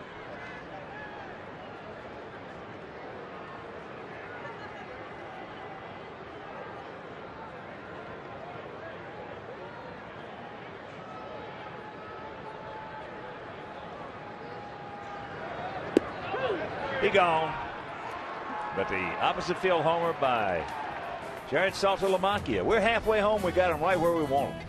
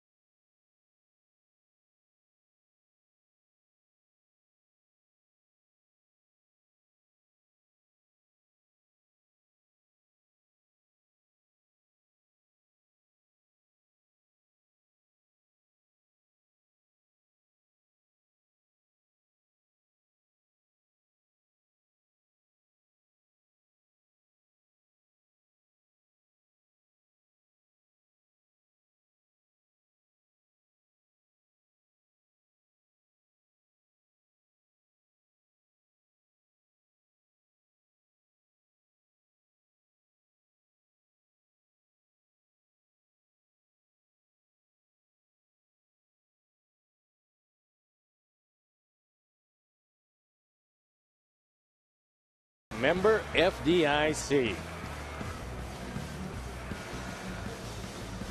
9-3 Boston.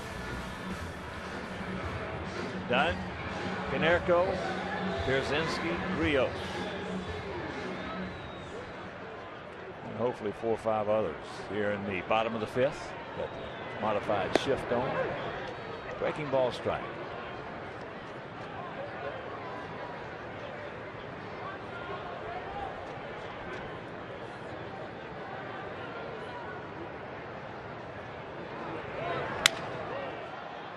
Off the fist, and that's out number 1. Adam now 0 for 1. He walked and scored, hit by a pitch. Now a little pop up to Aviles. So here's Pauly, 1 for 2, an RBI double. Taking some of our kids down to Birmingham. On the number 1 pick a few years ago. Jared Mitchell off to a big start, 309. A homer, 17 RBIs in 20 games. Andy Wilkins off to a slow start batting average wise, but he in 20 games has a couple of homers, 10 RBIs, and he will hit, and he will hit a lot. Damaso Espino hitting at 362 down at Birmingham.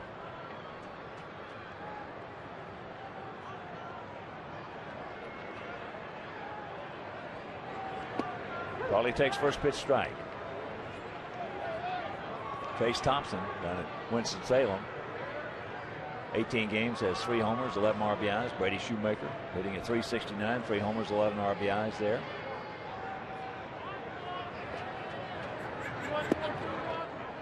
One and 1 to count. And Andre Rienzo has made 3 starts. Checked at 4 starts. He's 3-0 with a 1.08 ERA. 25 innings, 17 hits, just 7 walks and 31 punchouts. Been getting some letters that want us to bring back the minor league report, so maybe we'll get into that a little bit later. Mayor Mean Joe Groove up on the ball.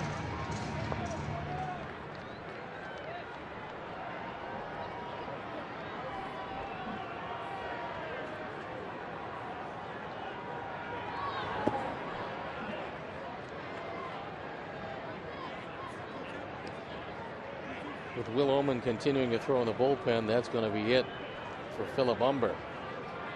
Will have gone 5 innings, given up 9 runs on 8 hits, walked 3, fanned 5. And it was a tough night for Philip. Breaking ball, slowly hit.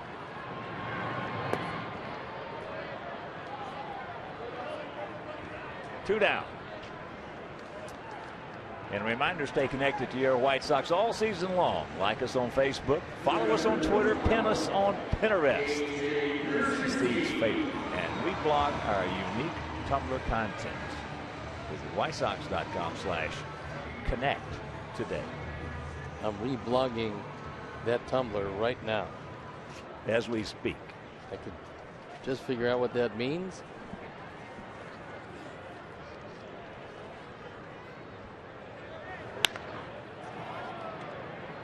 That didn't take long. 1-2-3 for Felix Dubron, and he leads at 9-3.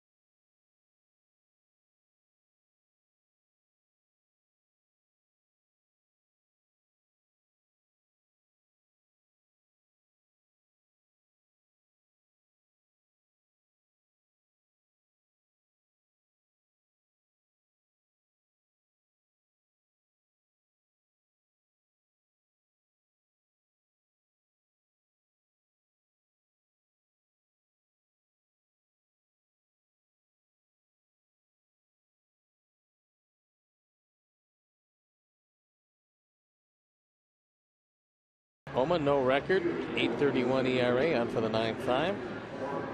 He inherits a 6-run deficit. The bottom part of the order due up.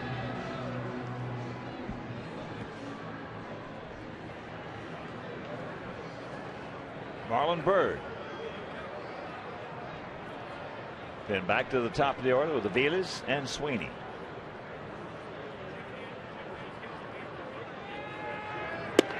First pitch strike.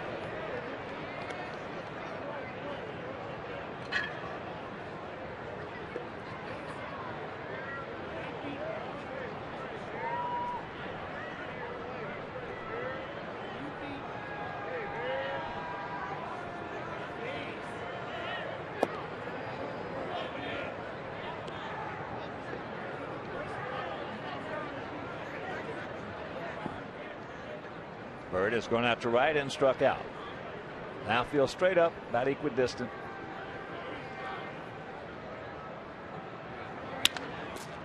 And that is slowly hit up the middle. A nice backhand, double clutch, can't get it.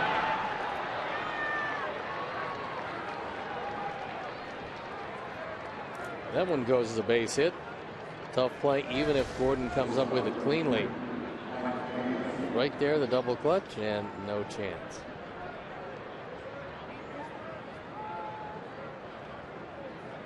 Here's Aviles. Led off the ball game with a walk, stole second. That's his 3rd steal of the year. Then scored on a double by Gonzalez. He also was grounded to third and lined to center.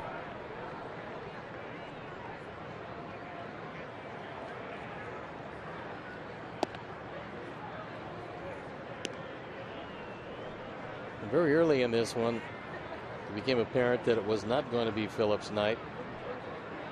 You walk the leadoff man, then you get to some very tough hitters in a hurry in this Boston lineup. Hit him on the fist. Yeah, when he walked him, struck out Sweeney, and then when Pedroia get that swinging bunt down the third baseline, you had to figure that maybe it wasn't going to be his night. Well, now you're dealing with Gonzalez and Ortiz, both left-handed, but for 4 and 5 hitter, just about as tough as it gets.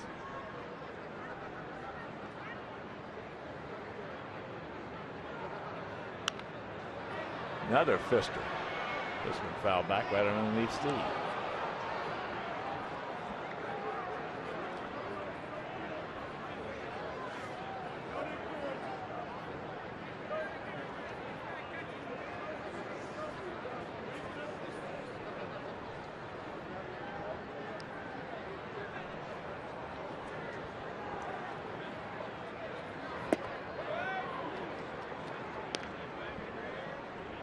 Had a chance before the game to talk with Bobby Valentine about his year.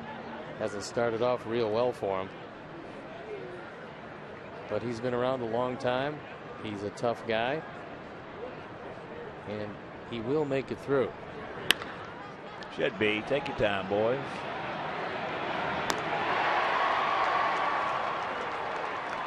Rack them up.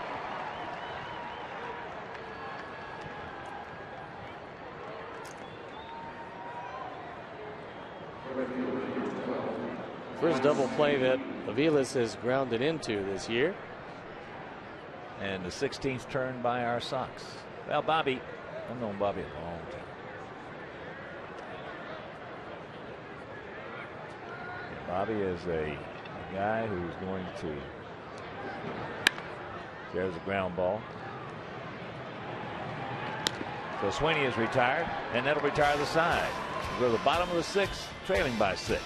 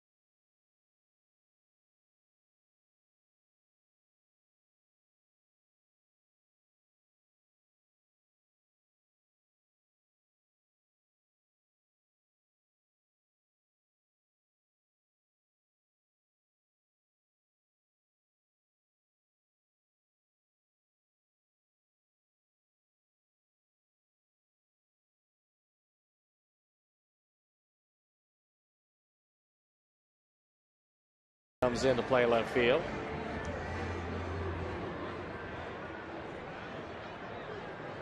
For us, it'll be Rios, Viciedo, and Morel.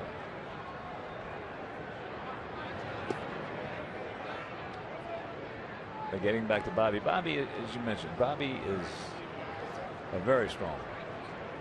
And he is not afraid of anything. And he has been through things in his career a lot worse than he's going through right now. Well, I talked to him. I said, did you think you were going to come back in the major leagues and manage again when you went to do television? He said, absolutely. He said, it's a challenge. It's all about the challenge. He said, that's what life is. It's accepting the challenge and then trying to overcome the adversity thrown in your way. And Bobby has been doing that since he started playing, since he broke his leg. He was going to be a star in the game. He was going to be a big star. Yep. Yeah, he and I have been buddies a long, long time. Drysdale, Bobby and myself have talked many, many hours. There's a little comebacker. And here's out number one. But the thing about it is, again, it does not make anybody any difference who they have in that dugout with the situation of that ball club. Not with a disabled list that with looks a disabled like list and the shape of the bullpen. I mean, I don't care who you are. You can bring anybody in. You can bring whoever. And they're not going to get it done with that bullpen. Here's Tank. He's 1 for 2. And here's what he did last time. Every run batted in has come courtesy of the home run. 3-3. 1-1 to count. Dubrunt going to deliver pitch number 100. Hey, you're talking about Ellsbury missing maybe the whole season. Okay. Now they're reporting Carl Crawford to miss 3 months. If he's fortunate, he'll miss 3. Yeah. Because it is his throwing arm, the left elbow. And they still don't know if he might need Tommy John. I mean, that's always a possibility. There's a shot base hit. Tank's going to pull up. Sweeney gets to it in a hurry and gets it back in. So Tank 2 for 3.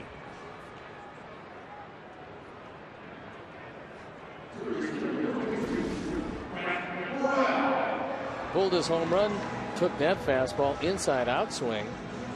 94 miles an hour. Dubrunt still has good velocity. That's some nice hitting. Here's Ben. He's going out to right, line to center.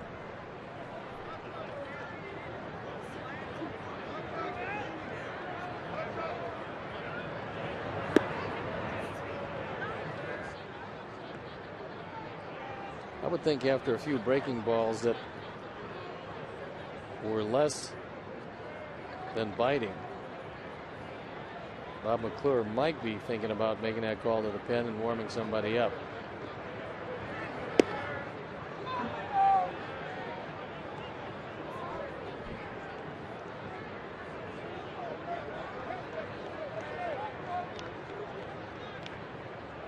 Two and 0 the count.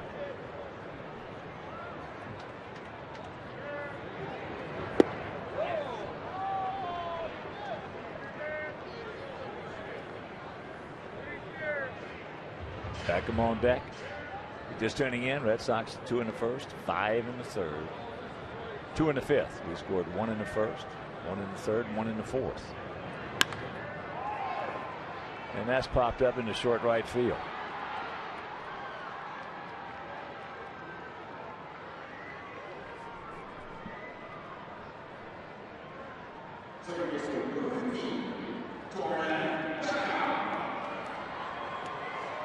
So here's Gordon. He's 0 for 2. A strikeout and a grounder to third.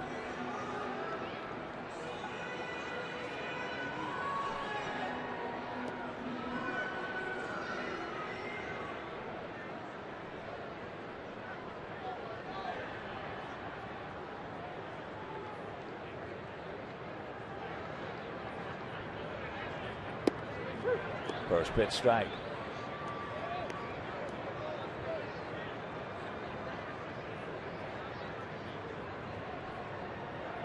Take him right back to the middle, bro.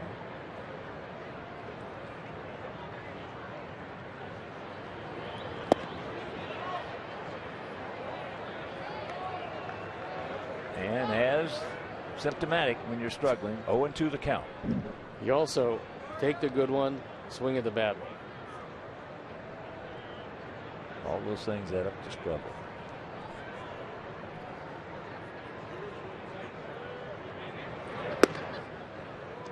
He would not. A little too high for him to bite.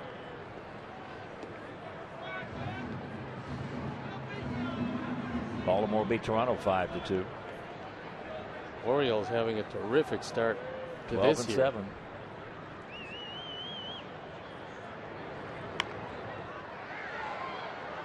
Orioles tied for first place with Tampa Bay. Yankees and Toronto right there. There's one back in the loss column. Boston, as badly as they've struggled, entered tonight's action just 3.5 games back. Winners of 3 in a row.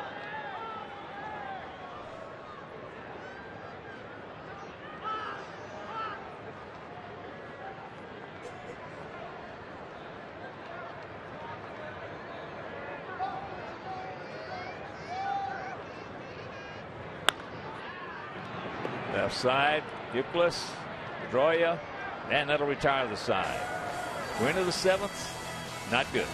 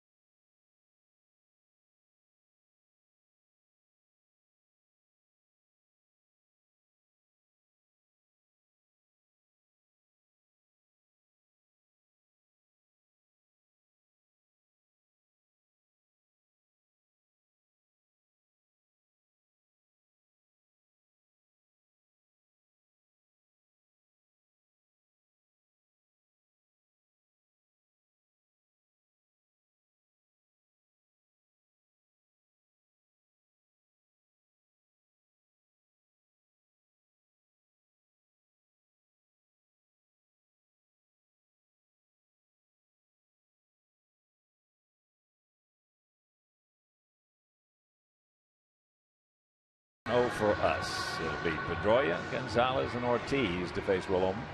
We have a moment. It's big White Sox. Hello to all our good buddies. A lot of Sox fans out at Golf Club Scottsdale. Hey, Fairman, Paulie, Dave, all the guys out there. A lot of Sox fans at Golf Club Scottsdale. One of the best golf courses in Arizona.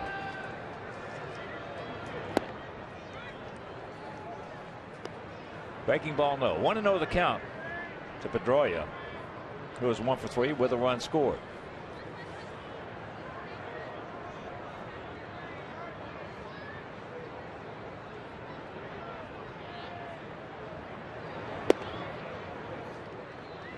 That's up high.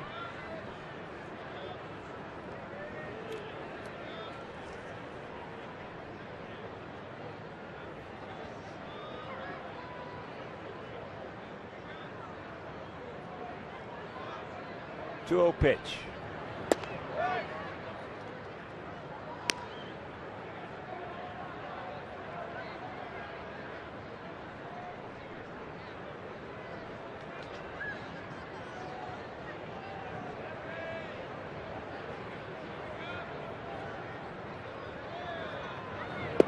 There's one.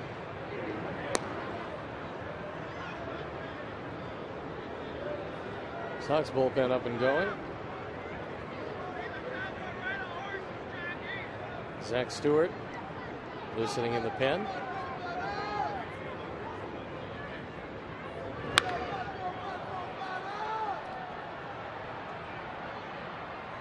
That's just a long foul ball and a full count.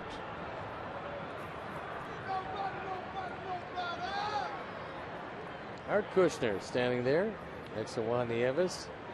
Great to have Art back. Hard Art. Kent State University catcher before Thurman Munson. Judy down in Sarasota watching in. As there is out number one.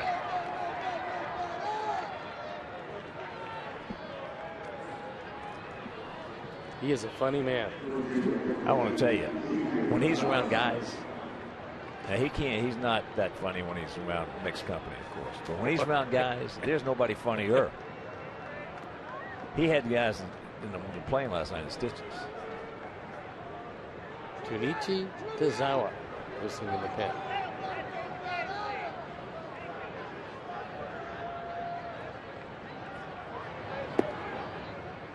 Gonzalez takes ball one. He's 1 for 2, an RBI double, a walk, a run scored, and a strikeout. Yeah, I'll tell you what, when they open up that coach's wing, which they will one day in Cooperstown, Art might be one of the first through that door. Back him. And that's out number 2.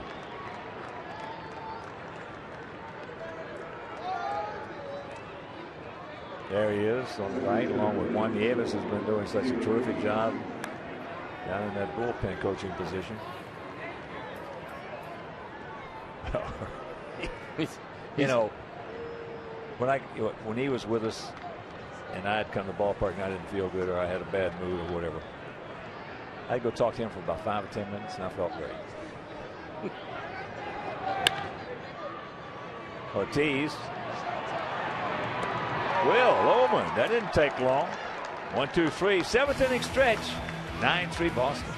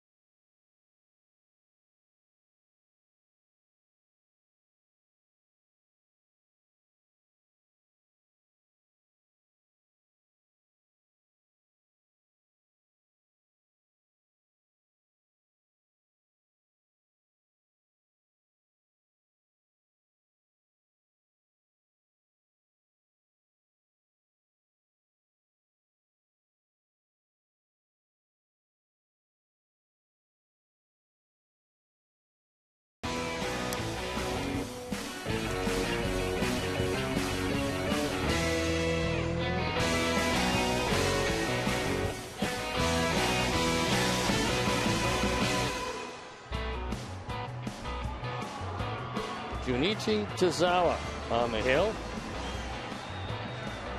Taking over for Hugh Brunt.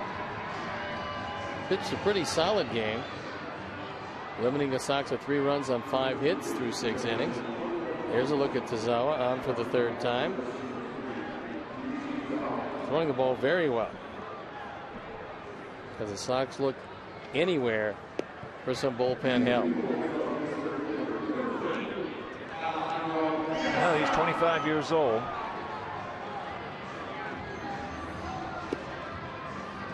.5'11", 180 pounds, out of Yokohama.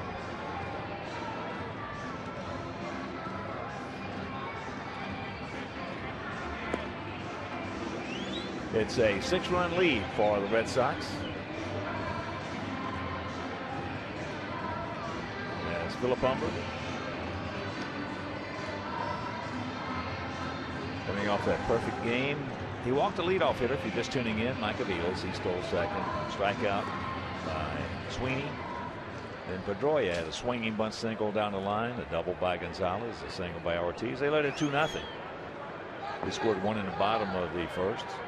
But then in the third, leadoff double by Sweeney and a whole bunch of trouble. Pedroia lined out to short. A walk to Gonzalez, a walk to Ortiz, a grand slam homer by Kevin Youkilis to the opposite field. And Saltalamacchia backed him up with a homer. And another 2-run homer by Saltalamacchia in the fifth. So here's Alejandro. 1 for 3, a double in the fourth inning.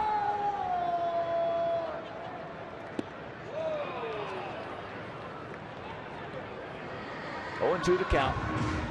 That one looked like either a splitter or a very good straight change. Tazawa last year appeared in just 3 games for the Red Sox. Didn't get a whole lot of work anywhere.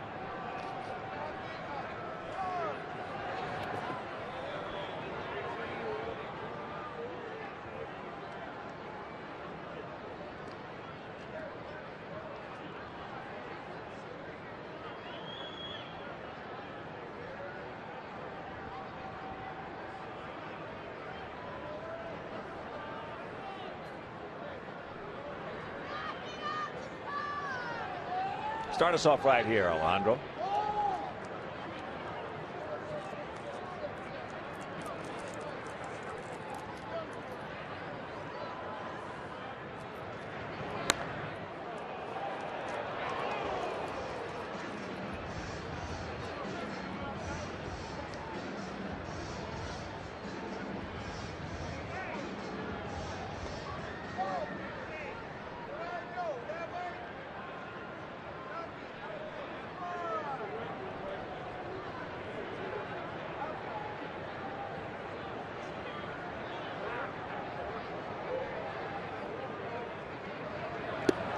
Got him. Breaking ball. 1 down. This is Diaz's first look at Tazawa, and he's not expecting this. Sharp breaking ball. Had the whole plate. Just a perfect pitch. That's going to get a lot of them right there. A lot of left-handed hitters. Stay there in that spot, in that count. Most likely you're going to get him. So here's Alexei. He's 0 for 2 with a walk and a run scored.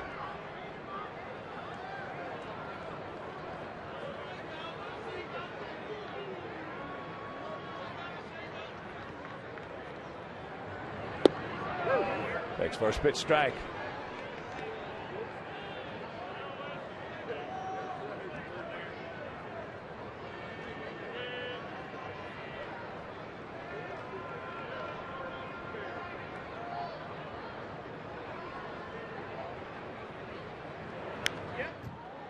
This is the first of 4 against these guys. First of 7 on this homestand. Finish it off 3 against Cleveland. Make your plans to be with us tomorrow night here at the ballpark. Johnny Danks against Daniel Bard. Then on Saturday, Jake Peavy, who's just been awesome, against John Lester. That's a real good pitching matchup. And on Sunday, Gavin Floyd against Josh Beckett. If you can't make it to the ballpark tomorrow night, it'll be over WCIU Saturday and Sunday over Comcast Sportsnet. And that's chopped over our dugout.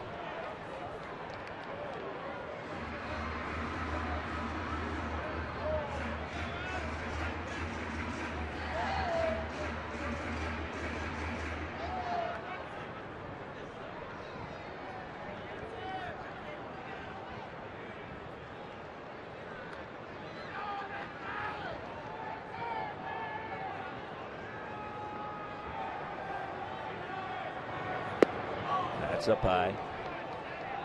Tried that same curveball that he used to Diaza, only he got under this one.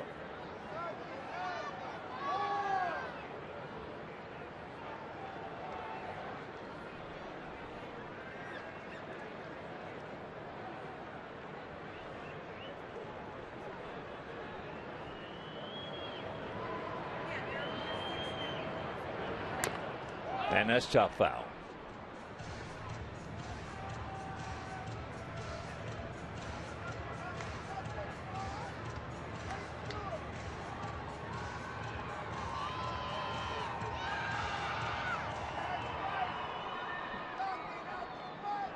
And that Tampa Bay 4-3 victory over the Angels. Former Sox farmhand Brandon Allen hit a homer off Jordan Walden. Give them that 4-3 win. There's a shot right to Euclid. That's a hang whiffle for Alexei. Well, we've said for a while that in the strike zone, Alexei might be the best breaking ball hitter on this team. And Tazawa left that curveball in the zone, hit right on the button, but unfortunately there's a man there.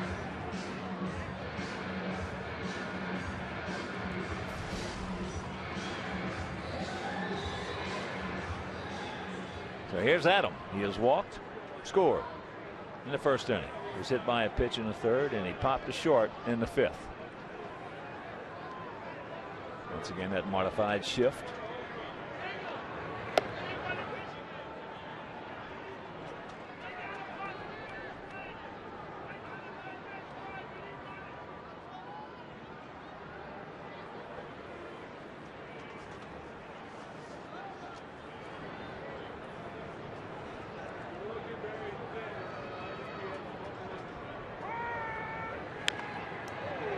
And that's foul back.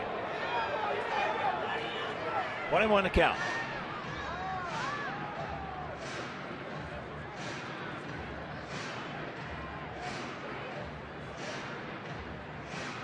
Tazawa missed the entire 2010 season after undergoing Tommy John surgery. Signed as an international free agent back in December of '08. This is his third look at the Red Sox. Ground ball, backhanded by Aviles. A strong throw, not in time.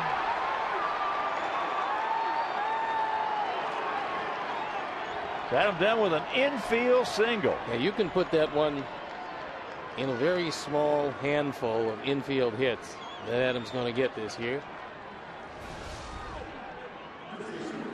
It was a shift that worked against him this time. Aviles off balance throw, got it there, but not quite in time. Euclid has to get out of the way in a hurry, but Adam beats it. So here's Pauly. Pauly 1 for 3. That 2-out RBI double in the first inning. He also has gone out deep to right and grounded to short.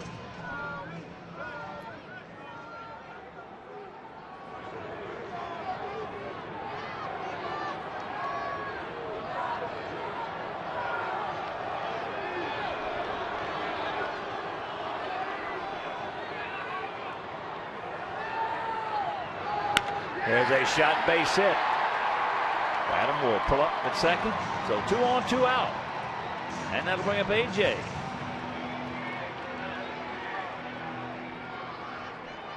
And while they have a little chit chat, Tigers made a move today. In case you did not hear, they released Brandon. Eventually, Brandon's body just gave out through a series of very bad injuries over the years. Boy, they loved him in Detroit. He was a great player for that organization for over 1,400 games.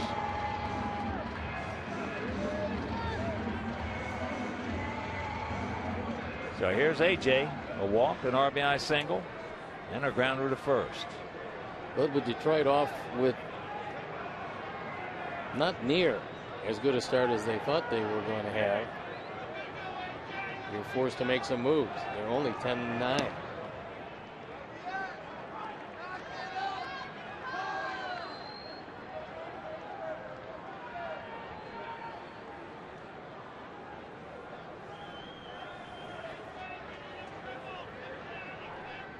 Put us right back in it right here, AJ.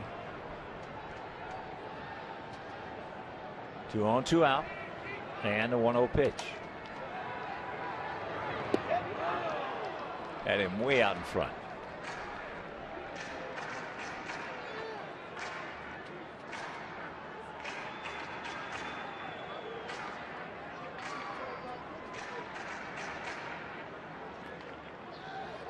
It's actually gotten warmer as the game has moved along. Up to 41 degrees. It's 39 at game time. Balmy.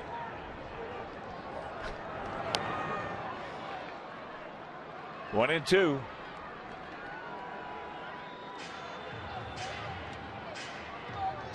Ben Griffiths, our How Home cameraman right here, is freezing. I don't know. He's got the gloves on and heavy jacket. It's still freezing. Seems to be pretty warm around that heater you have by your feet. It certainly is.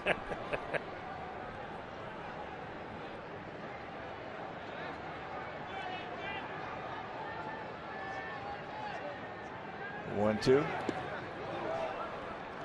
Nice block by Saltalamacchia. Stops that ball from getting by. Big night for Saldi tonight. Pulled a home run down the right field line and then hit a towering shot to left center field. And he came up with the Atlanta Braves. Knowing that Brian McCann was in his way behind the plate, they thought about him at first, eventually trading him to Texas in a deal that brought them Mark Teixeira. He's become a pretty good player. And him off balance again. Out in front, and that'll retire the side. So we get a base hit from Dunn, a base hit from Konerko. We strand two, and we'll go to the eighth. It is 9-3 Carmines.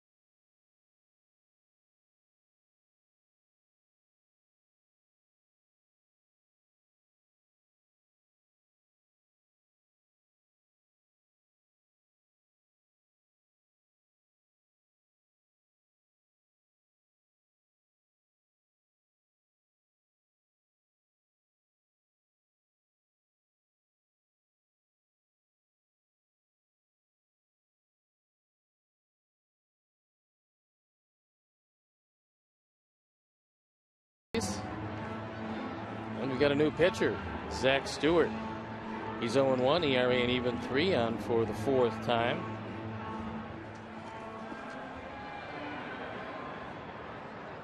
He's going to have to face the rejuvenated Kevin Youkilis. So a very strong 2 innings by Will Oman.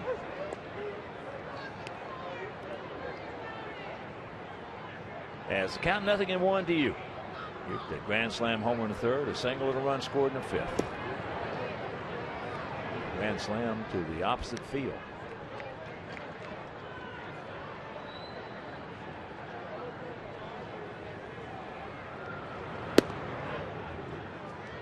sort of quieted things down to the 20,266.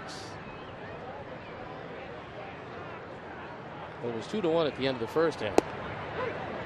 And it looked like the way DuBrunt was throwing, there was a good chance to get to it. But a 5-run third turned things around. Yeah, those grand slams have a tendency to turn things around. Deflate you a bit. That's a fair ball. Good play by Morrell, but they can't get him. Good effort by Brent. When that far into foul territory, even with the strong arm of Morrell, you're not going to get the guy with any speed whatsoever. This is a good enough effort, gets rid of the ball quickly. But Euclid, his third hit of the night.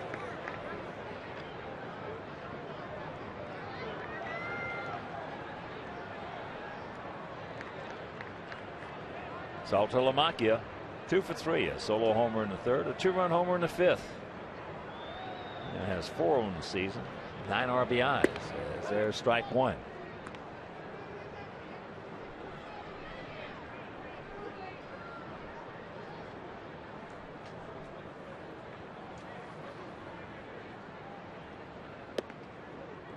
Count evens.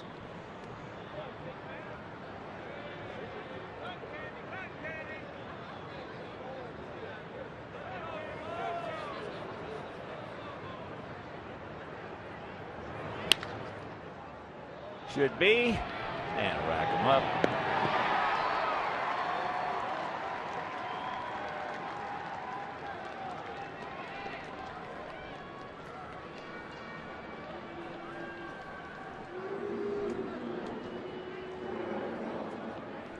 Pretty smooth 4-6-3. We'll bring up Darnell McDonald for the first time. He was inserted defensively for Anderson. Now getting a chance to hit for the first time.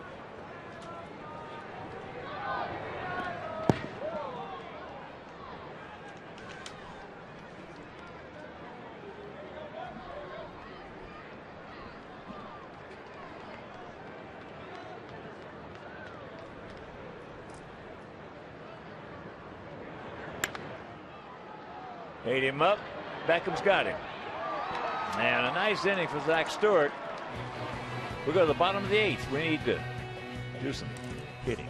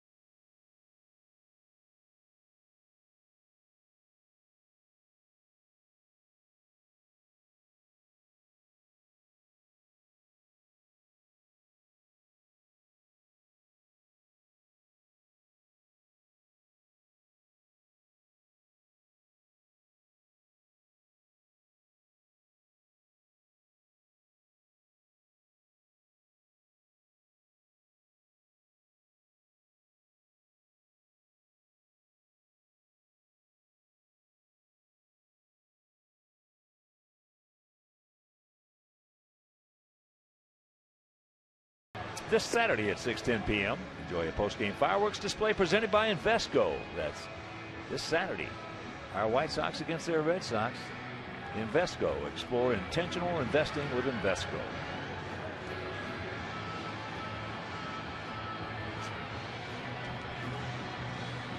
Red Sox fan, liking it so far. Like my buddy, Mike Gusky. Equally as sleepy, but a Red Sox fan working in Chicago. Here's Rios. Alex is 0 for 3 tonight.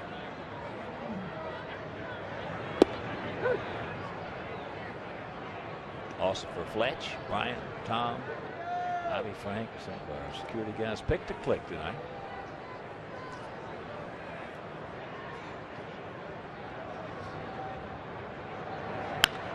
Ball hit hard off of Euclid. Ball took a bad bounce. Could be a hit. That's a tough error. They give Uke his first error of the year. This one takes a hop, and by the time he can corral it, Rios is in easily. That is a tough error right there. Ball comes up on you like that, hit that hard. I'm going to give him a hit. Leave it like that. Anyway, here's Viciedo. He's 2 for 3 with a homer. And homer coming in the 4th inning.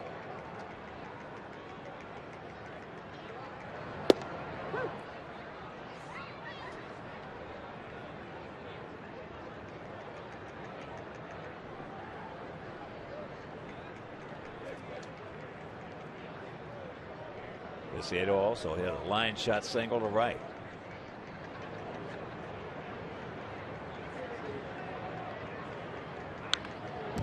Good pitch. Inside. And the count 0-2.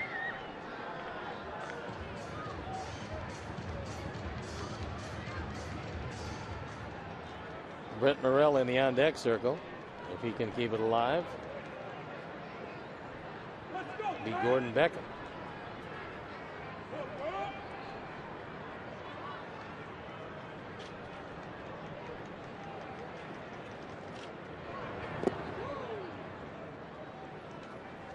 And a reminder, Sox fans, also join us for Bat Day this Sunday at 1:10 p.m. as we wrap up this series against Boston. First 10,000 children ages 13 and under receive a White Sox bat courtesy of Comcast Sportsnet. Comcast Sportsnet, fans' best friend, and that is a terrific looking bat.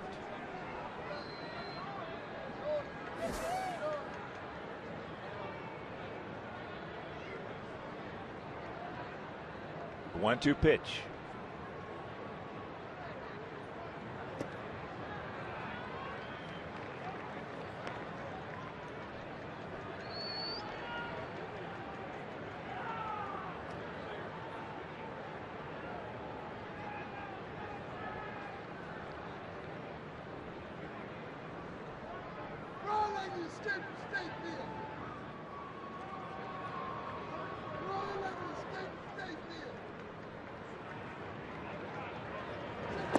Yes, he did.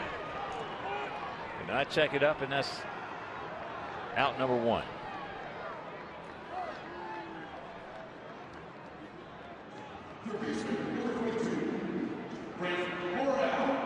So here's Brent Morrell, who's 0 for 3 tonight. And only one other game in action as we speak. Bottom of the 3rd out in San Diego at Petco. Nasty Nats and the Padres scoreless.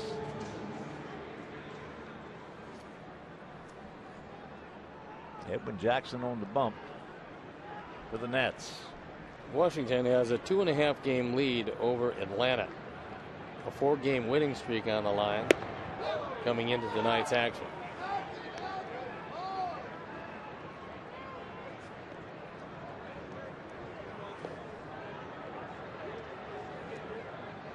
And they also have a 220 team earned run average. How about that?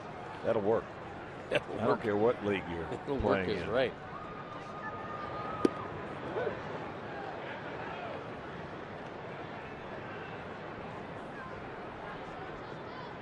Oh, and 2 the count.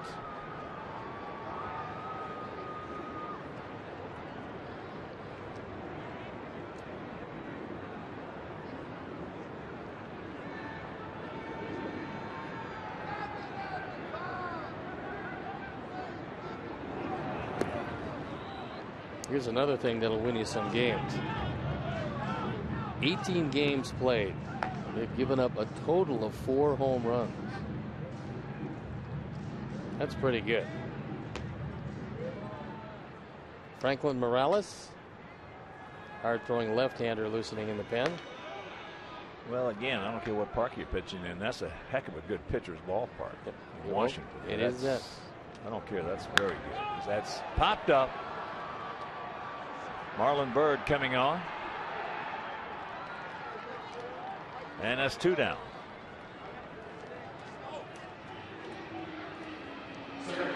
So here's Beckham. Gordon, he's due. He's 0 for 3.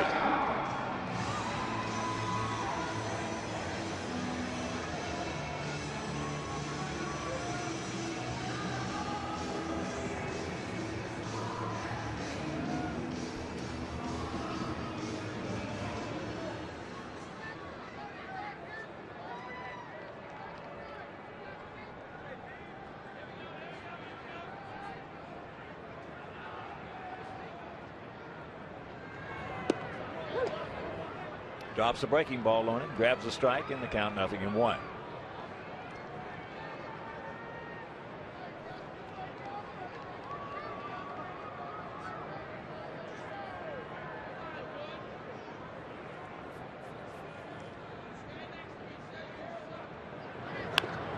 Fouls that one off.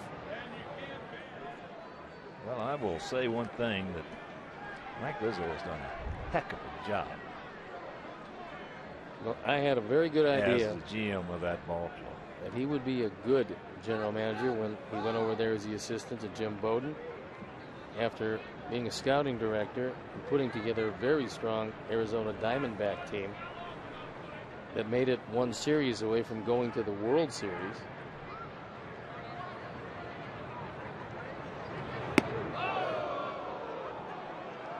Almost got him. He has done a very solid job over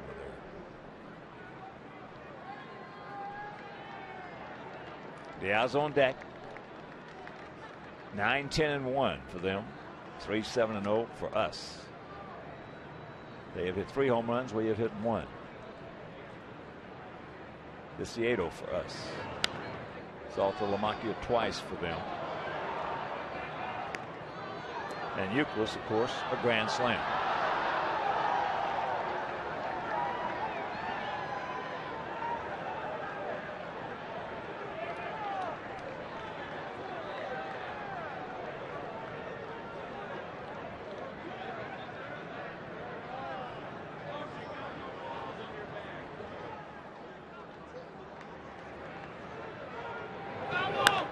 The ball hit hard but going foul.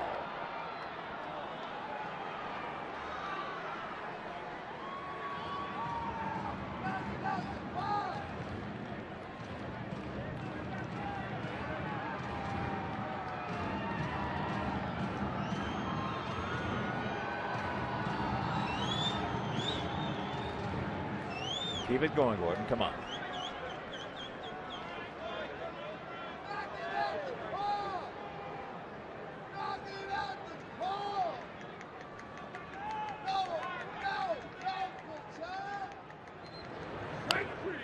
Just got a piece of it. Good job of staying alive, because that was a good curveball from Tozawa.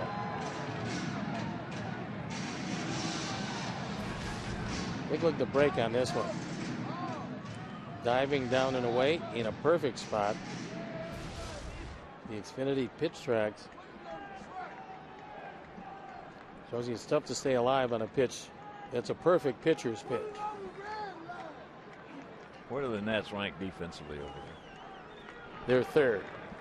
Getting ready to say that's not. They don't run an offensive juggernaut out there. Nope. Watch out! That got him. He didn't want to do that.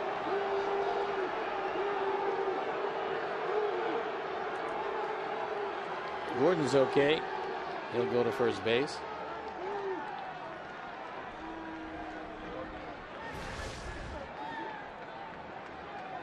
That looked like a splitter. And didn't catch it in a good spot. Well, a little bit lower, it'd have been a lot worse. That's easy for you and I to say, but. Wait about us. We've both been there and done that. Ooh.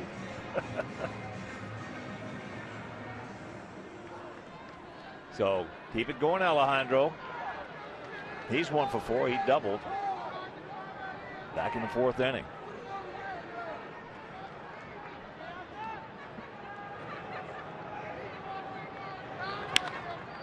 And that is popped up into left center field. Get a little something going. Can't do anything with it. We'll go to the 9th.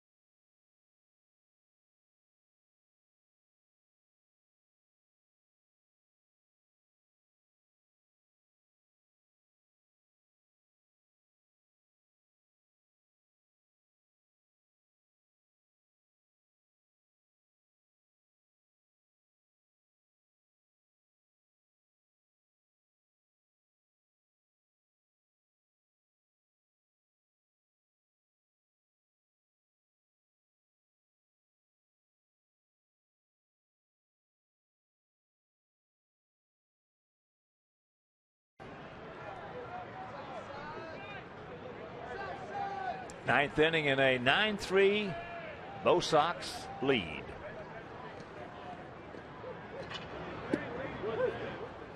First pitch strike to Marlon Byrd. Marlon 1 for 3, had an infield single. You had to look at one of the big heroes of the game tonight, Jared Saltalamacchia. That ball hit into the gap. Piazza! Yes! Nice catch for Alejandro. Beauty. Got a great jump. Piece of cake. Well, that's a big effort on a very cold night. Got a great jump. This ball slicing away, able to make the catch. Rob Marlon Byrd of his 2nd hit of the night. So here's Aviles. 0 for 3, but he has walked and scored.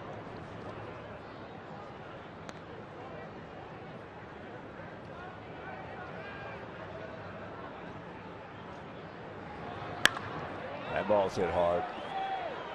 Stay in here. So he will cruise into 2nd. That's his 6th two-bagger.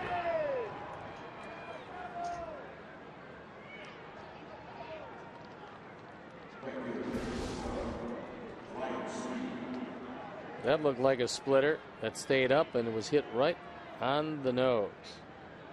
I think Aviles thought it was going out of the ballpark. Just a rocket out there. No chance for Viciedo. Here's Sweeney. And a reminder, you can follow the White Sox with the MLB.com @BAT12 app for your iPhone, iPad, Android, and Windows Mobile. Get live audio pitch tracking, video highlights, and more. Text @BAT to 31826 or visit whitesox.com.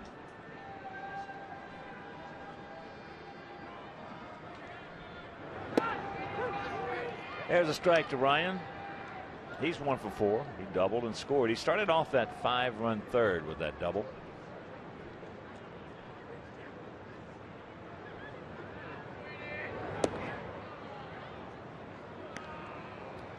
Nice young man. Wish him the best. He was a terrific looking prospect with us when he was 19 years old.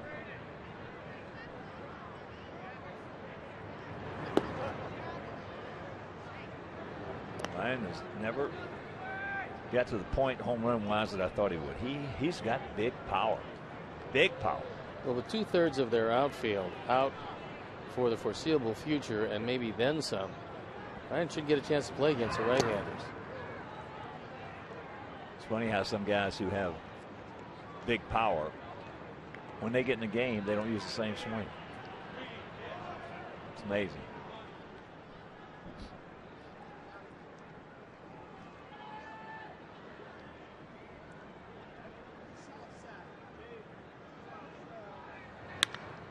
And there is a solid single.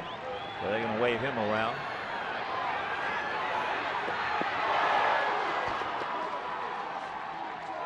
That throw was a little further up the line, they would have had him at the plate. But that ball short hopped AJ. Nothing he could do with it. Nope. Single for Sweeney. Run batted in. His 8th. Second hit of the night. Tank's got a strong arm, but you either get it there on a fly or bounce it on the grass. But that throw, nobody's going to make that play. So here's Pedroia, 1 for 4.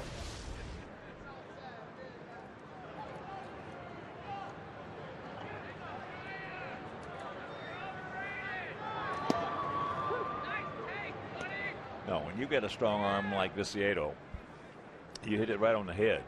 You either got to make sure that you get it all the way there on a line, or the one thing you cannot do is short hopping like he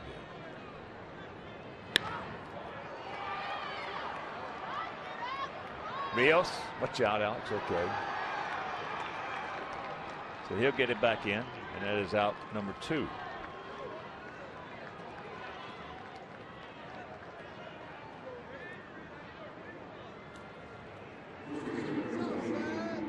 That'll bring up the first baseman, Adrian Gonzalez. He's 1 for 3, an RBI double, a walk, and a run scored.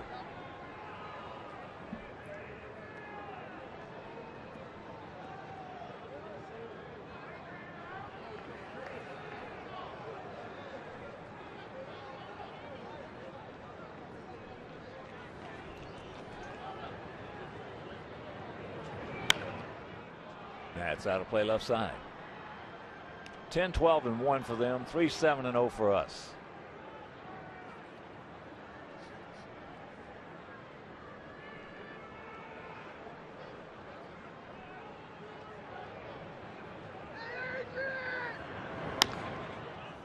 Chopper for Hopper, and that'll do it. They pick up one. We'll go to the bottom of the 9th. Alexei done. Will be the first 2 to start it off.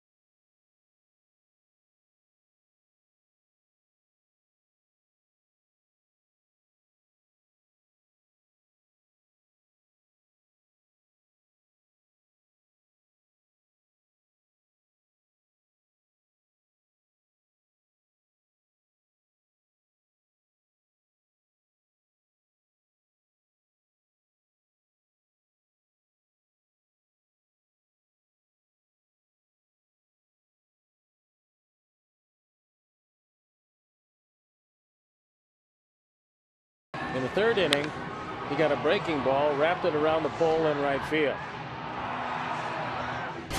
And then in the fifth inning, he hit the daylights out of this one. A 2-run blast, so 2 home runs, 3 driven in. See what's possible with AT&T Uverse TV and AT&T high-speed internet. Think possible and rethink possible. Tazawa is still in the game. He took over for Dubront, who stands in line to win his first ball game.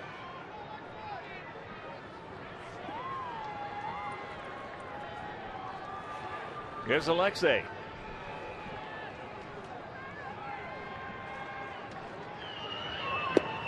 Breaking ball strike. Alexei's 0 for 3 with a walk and a run scored.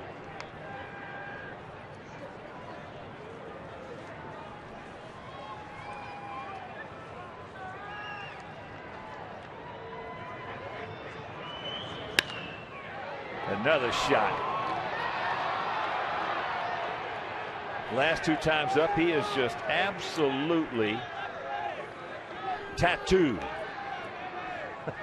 He's got a left too. All you can do is hit the ball hard. DJ Rayburn, the umpire, said he's out. Even though he dropped it. 2 Rockets. About as hard as he can hit both of them. An 0 for tonight.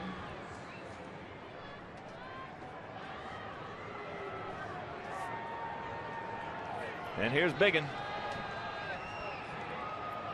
He's 1 for 2. Had an infield single. If you're just tuning in, that is not a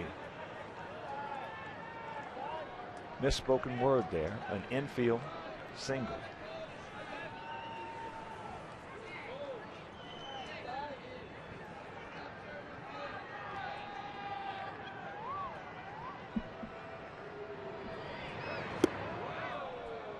Way out in front.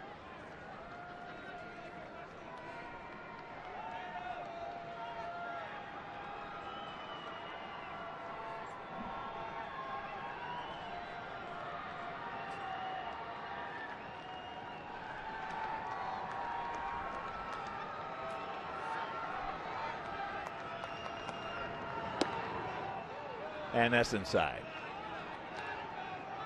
If you're just joining us, Red Sox 2 in the first, 5 in the third, 2 in the fifth, 1 in the ninth. We had 1 in the first, 1 in the third, and 1 in the fourth.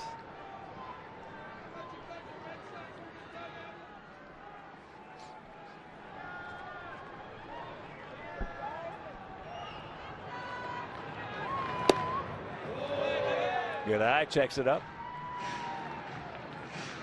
And the count 3-1.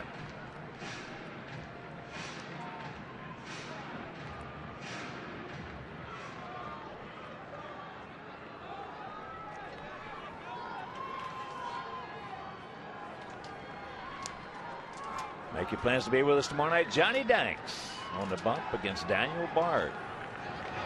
Oh, he had a rip. Rip it and rip it.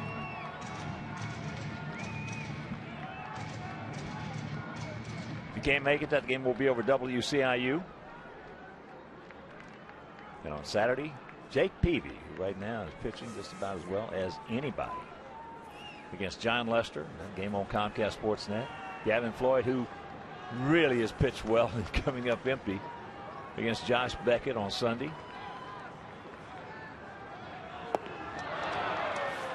As he gets him, 2 down.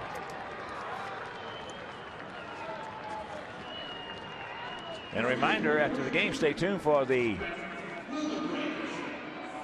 9 o'clock news.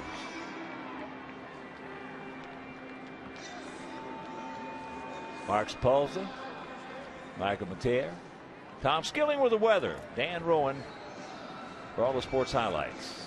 That's after the game.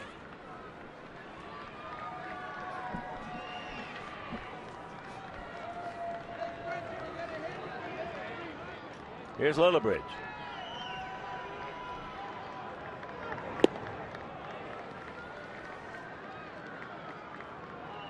You watched that game yesterday from Oakland. We were talking about it on the plane. That's just the situation there. That's the toughest play for a base runner in all of baseball. And on first and second, bunt situation. The hitter leaves the bat in the zone on an attempted bunt. About 85 to 90% of the time, when you got a guy like Suzuki, a good throwing catcher, the guy, I can't tell you how many times Ivan Rodriguez threw out guys a second, Carlton Fisk. You get hung out to dry. It doesn't look good. It looks terrible, but that's what it is. It's not a bad, what you'd call a bad situation for the base running play. 1-2.